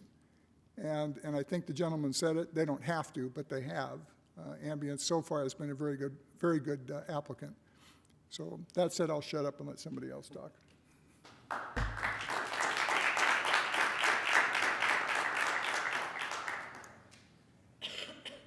I'll talk as long as my voice holds out, but I want to applaud my fellow commissioner because he really does have the knowledge and the skills, and he's seen a lot. And I do. For those of you, our plan is what we get in a meeting is usually about a third of this. So staff's worked very hard with the applicant, and they've done a lot of good things here as far as making this a very viable project. But I'm going to speak about a different issue. A number of years ago in a past life, I was the chairman of the Economic Development Corporation, which was then just a Temecula group. In the course of when I was the chairman, we merged actually Temecula, Murrieta, Lake Elsinore into one little organization. And we brought in the experts, the economic experts, about how to make this community, Southwest Riverside County, viable. And it's always resonated with me, the issue that we have so many jobs going out. In order to create those jobs here in Temecula, there are some things we had to do. One of them was a hospital, which we now have. 2 was higher education. We got Cal State San Marcos. And 3 was affordable housing for the workers. Because if we don't have affordable housing for the workers, who's going to bring their businesses to Temecula and make it happen? And Ron's right, the traffic issues, from my time at Traffic and Safety also, were supposed to be taken care of years ago, but it just hasn't happened. But it will happen. And I think that's why it's the question about the bypass. I mean, to shortchange the bypass now, I think it'd be a big, big mistake, because in the long run, it's going to be very helpful to the community, and it'll take some of the pressure off the people that go through Old Town and go up Inez and everything else. So with that, I think that this project, well thought through, and again, I think they've done everything they can to work with the city and the various organizations. And I don't think that work's done yet, but I think they've done a really good job on this project. And I'll quiet up now, losing the voice.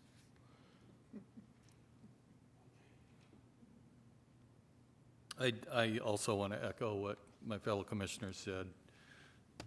2 gentlemen up here have been on this commission for a long time, and they've seen a lot happen. And I think all of us can look out at the city today and be very, very proud. I heard it from almost everyone tonight, what a great place Temecula is to live in.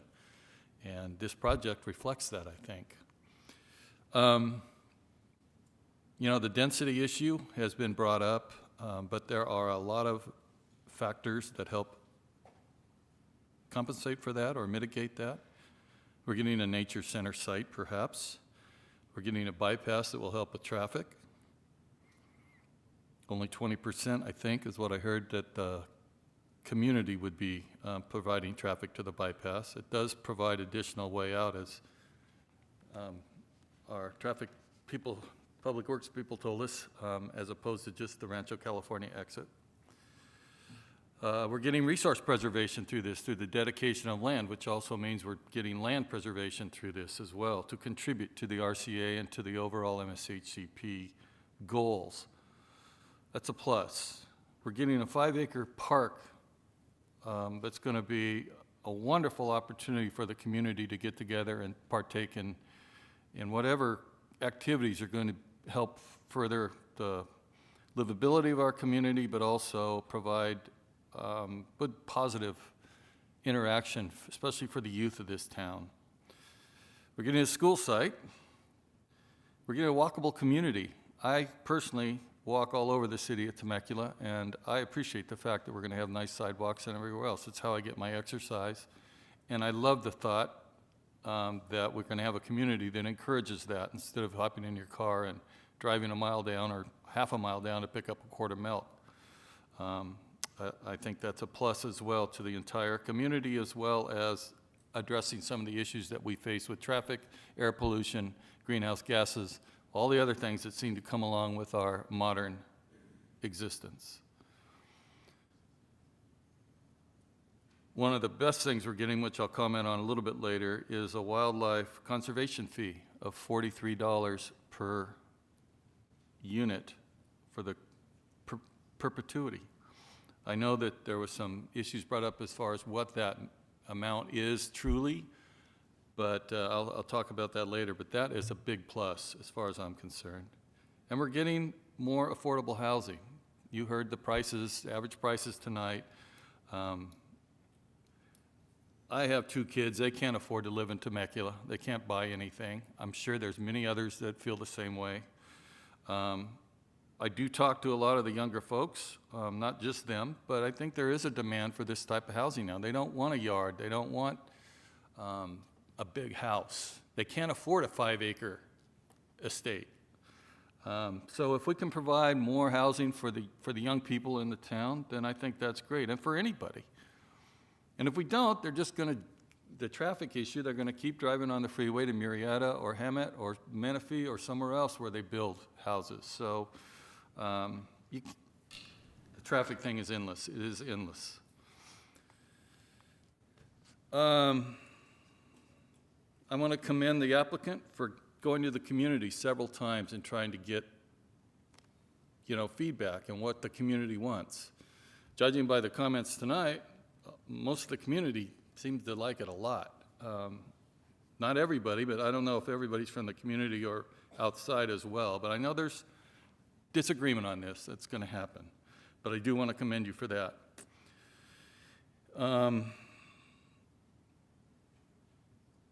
It looks really nice. It's going to be nice.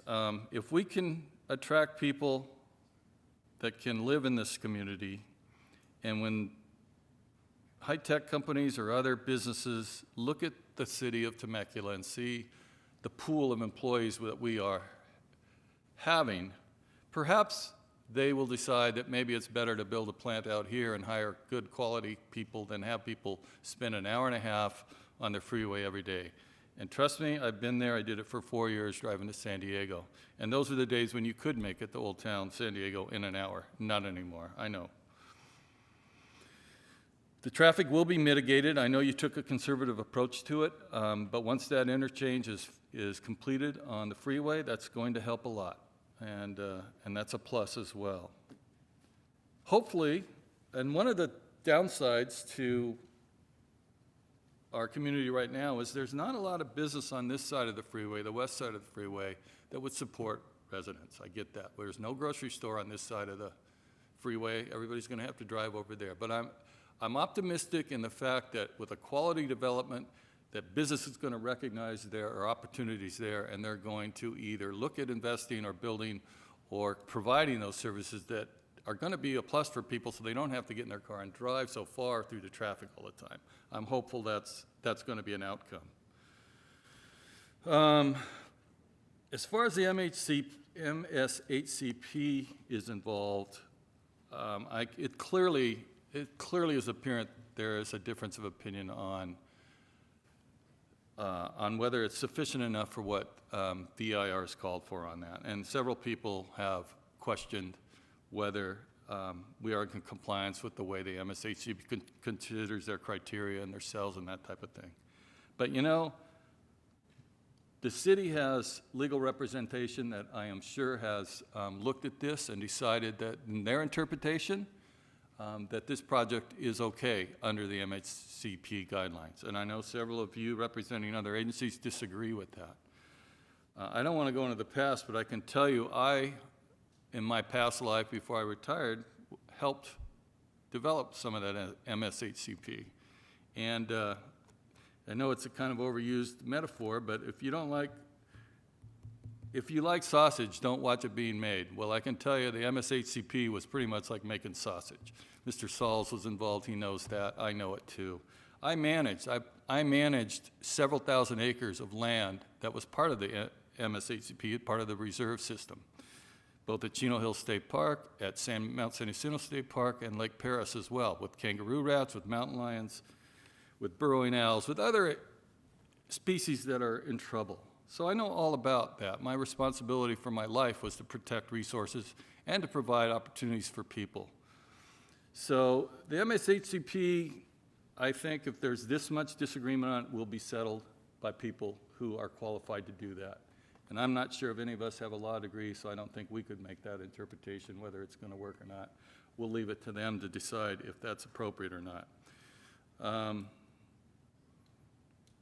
I also managed when the Coal Canyon Wildlife Corridor was dedicated at Highway 91. Many of you may not have heard of that or not, but that was one of the first times where Caltrans actually abandoned an off-ramp to provide wildlife corridor that connected Chino Hill State Park with the Cleveland National Forest. So I know all about those corridors and how they work and responsibilities.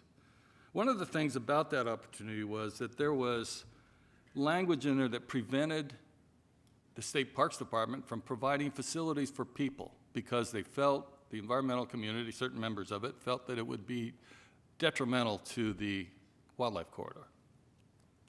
My view was, if we can take an opportunity to educate people about wildlife corridors, about the importance of species that are at the top of the food chain and how important they are for the health of a community, then we're making progress. And this is one thing I've battled with for many, many years, is why we don't make a bigger effort to try to educate our young people when it comes to natural, cultural, and in this case, sustainability issues. Why don't we?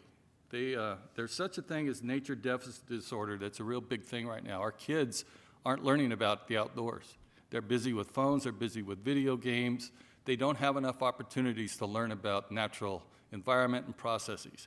This gives us an opportunity to collaborate with the school district, if so be it, with a nature center that could be very instrumental in helping many of your concerns out there if we could get the next generation to understand that. But if you don't give them that opportunity, how are they ever going to understand how we can balance this constant tension between resource protection, preservation, and our need to exist? So I view that as a huge opportunity for us. And I just wanted to say right now, I'm hoping that this can be resolved, and I'm hoping that we can get a nature center. And I'm volunteering right now. You can tell our community service department, if indeed we come to that point, I would love to be an unpaid consultant for nature centers. I've been involved with the development of 3 of them in my career. So I'm well aware of what's involved in that and what we need to do. So if there's going to be community input to help us make that a success, I'd love to see some sort of a task force or an advisory committee get together to say, what are we going to accomplish at this thing? And get the community involved as well. So the final thing I think I'm going to say, besides the one thing on the applicant, is I'm having a hard time understanding how the golf course on one side of the freeway isn't much of a deterrent on the undercrossing as a potential building nature center with limited parking. Also, I don't know how many hundreds of thousands of cars pass over that overpass every day, but we had the same thing at Coal Canyon. 250,000 cars a day went over that overpass. Didn't seem to bother a lot of the animals. Now, they went at night most of the time, get that. And the golf course is dark, so I get that too. It's a good place for animals to get through and go ahead and cross. But the proposal on this nature center says it will be dark at night too, and it certainly can't have as many people on it during the day as the golf course does. So, you know, I support the data showing where the mountain lions were. They're pretty skimpy on that little underpass right there. So I don't know if we can make it better, but we can certainly try. But we're going to need the help from Caltrans to make that ever happen. And I think that's possible. So, and then finally, I just want to compliment you on the wildlife conservation fee. For years, people came to state parks and said, will you take our land? We were developing, developing houses in the city of Yorba Linda, but we've got sensitive coastal sage scrub and we can't build on it. We don't want it, the city doesn't want it, would you take it? Well, we'd take it in a second if we had the money to manage it. So I pushed for years to try to get that built into a HOA or a homeowner's responsibility and take it off the developer, take it off the city. And I think that's the answer in the future for managing a lot of these lands that are impacted by urban interface. So I commend you, even though the development community thinks you did a bad thing, I think you did a great thing, and I hope it sets a standard for future as it relates to these types of issues. And so that's a long, long speech, but I felt I needed to say that, so sorry.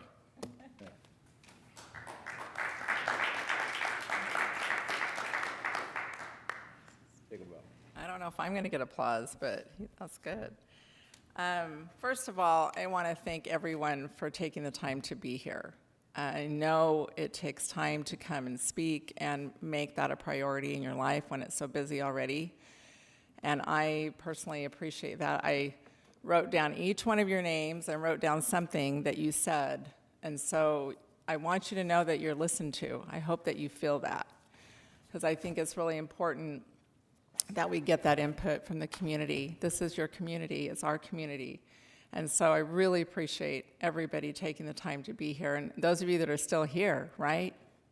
Almost 4 hours later. So really appreciate that. I also want to thank my fellow commissioners and for their expertise, Ron, for his history of being on this commission and what he knows and can help us to understand. In particular, he and John have been on this commission for a long time. And this is just my 4th year starting on the Planning Commission. And I served a lot with the school district before I came to the city and raised 4 boys in this community. So we moved here in 1987. So 2 have seen a lot of change. Some of it I haven't loved, for sure, and traffic being one of those things. But I certainly love living in Temecula as opposed to Murrieta. And I don't want to offend anybody who lives in Murrieta, but to see the difference in how Temecula has been planned as opposed to Murrieta. And so through the years, watching that and really, I guess, trusting our city council, trusting our city staff to make good decisions for this community. I think they really have done an excellent job in most areas. And my desire to be on this commission was not because I knew anything about planning. I knew zero. But my desire was to do what I can to keep this a family-friendly community. And that's my perspective being on here. I've learned a lot about planning and about developers since I've come on this commission and been able to appreciate more what goes into that. And so I really appreciate our staff and the effort that they put forth to help us to be informed as commissioners, because it's not easy. As you saw Gary's, what we showed you, what we went through, and being able to understand that when you don't have a planning background necessarily. And so I appreciate the staff doing that for us, and I trust them and what they have done. So, in conclusion, again, I've appreciated what everybody has said and taking everything into consideration. You know, maybe without knowing much about this project, I would be opposed to. But because I've studied so much about it and seen the ins and outs of it and what would happen anyway, what could happen if we didn't have this, what it's zoned for, I feel like it is a good project for that area. And I know there will be some impacts, but I hope that those impacts will be mitigated, and that's what we're planning for. And also, as Ron said, these things take a lot of time to build out and do. And I think as we're talking about it, we think it's going to happen tomorrow. We're going to have all these people here tomorrow, or all these units here tomorrow, and it takes a long time. But I think that's the beauty of it too, that we're trying to see what can happen with that. And so I trust those people that are in place that are making these decisions, and I'm hoping that we can listen to that and make those decisions the best way that we can as a planning commission for our city, because I love this city just as you do. So thank you again for being here tonight.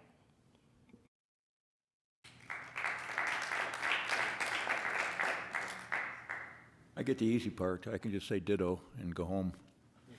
There's nothing I heard that I disagree with you. And except maybe I was here just as long or longer than Ron. But he's the veteran that knows the history. He's the corporate memory of this particular operation, and if he said it, it's true. When I moved here 37 years ago, I wanted to close the door behind me, and the first no growther that came in the door after that was the guy that just closed escrow. So had either he or I been here and done what we thought at that time, closing the door behind us, probably none of you would be here today. So to think that way is not to think progressively. Things do change and things upgrade. We wouldn't have the things we have now if everyone had thought the same way and just said that's it for the rest of the population. We'll just take care of ourselves. I have no problem with the conservationists that have talked about saving the mine. And I was as naive as that. When the fellow came up and said you couldn't load them in a truck and take them to the other side of the freeway, I thought, why not? That sounds good to me. But apparently there are reasons why we can't do that, and that's why we have you experts out there to tell us that you can't do it that way. There's got to be a way to do it, and it will work out. This isn't, like it's been said, this isn't going to happen overnight. If this project is approved and recommended to the city council, which in fact it will be to the council one way or the other, and it's another way for you folks to get your views across whenever that comes up. But I'm for this project because I understand, as has been said, I've read about it, haven't memorized it, but I went through most of this, and I know the mitigation that's gone on. I know that the efforts that have been put out by the developer to make things work. And if you ever, I don't know how many of you remember Zeb Buffman, but there was a very possible Zeb Buffman project where this is sitting now that you wouldn't want to have lived with. And thanks to guys like Sam Pratt that decided to get a group together and move them out, we have another project up there that is better than anything I've seen come here in the 20 years I've been on the commission. I think they've done more than they should have done, more than they could have done in another community. We put it down their throat a few times. I was on the subcommittee for 3 years, and I know that they were accepting to just about everything we suggested, took everything to heart, went back, worked it out, and came back with something better. So I'm going to put my pats on the back to my fellow commissioners and what's been said, and take advantage of their expertise and erudite, and give it to this guy to make the next move. What's that? To make a motion. You said you wanted to be the... That being said, since I've been volunteered, I will actually make the motion. Do I have to read each of these three motions? If I'm making the recommendation as presented by staff? Yes, and just to, if we could just clarify, you mean as to the Nature Center, so staff's recommendation for the project as proposed with the Nature Center. That's correct. Second. Do we have a motion and a second? All in favor? Aye.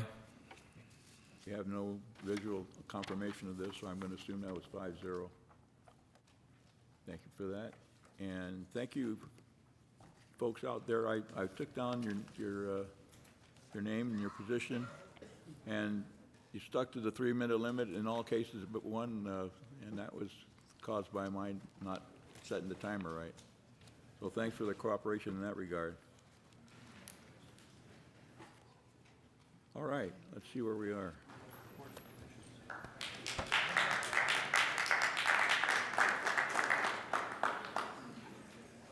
Yeah, you're right. Commissioner reports, starting there. Nothing, Mr. Chairman. Nothing for me. Nothing for me. I've spoken enough. I think so too.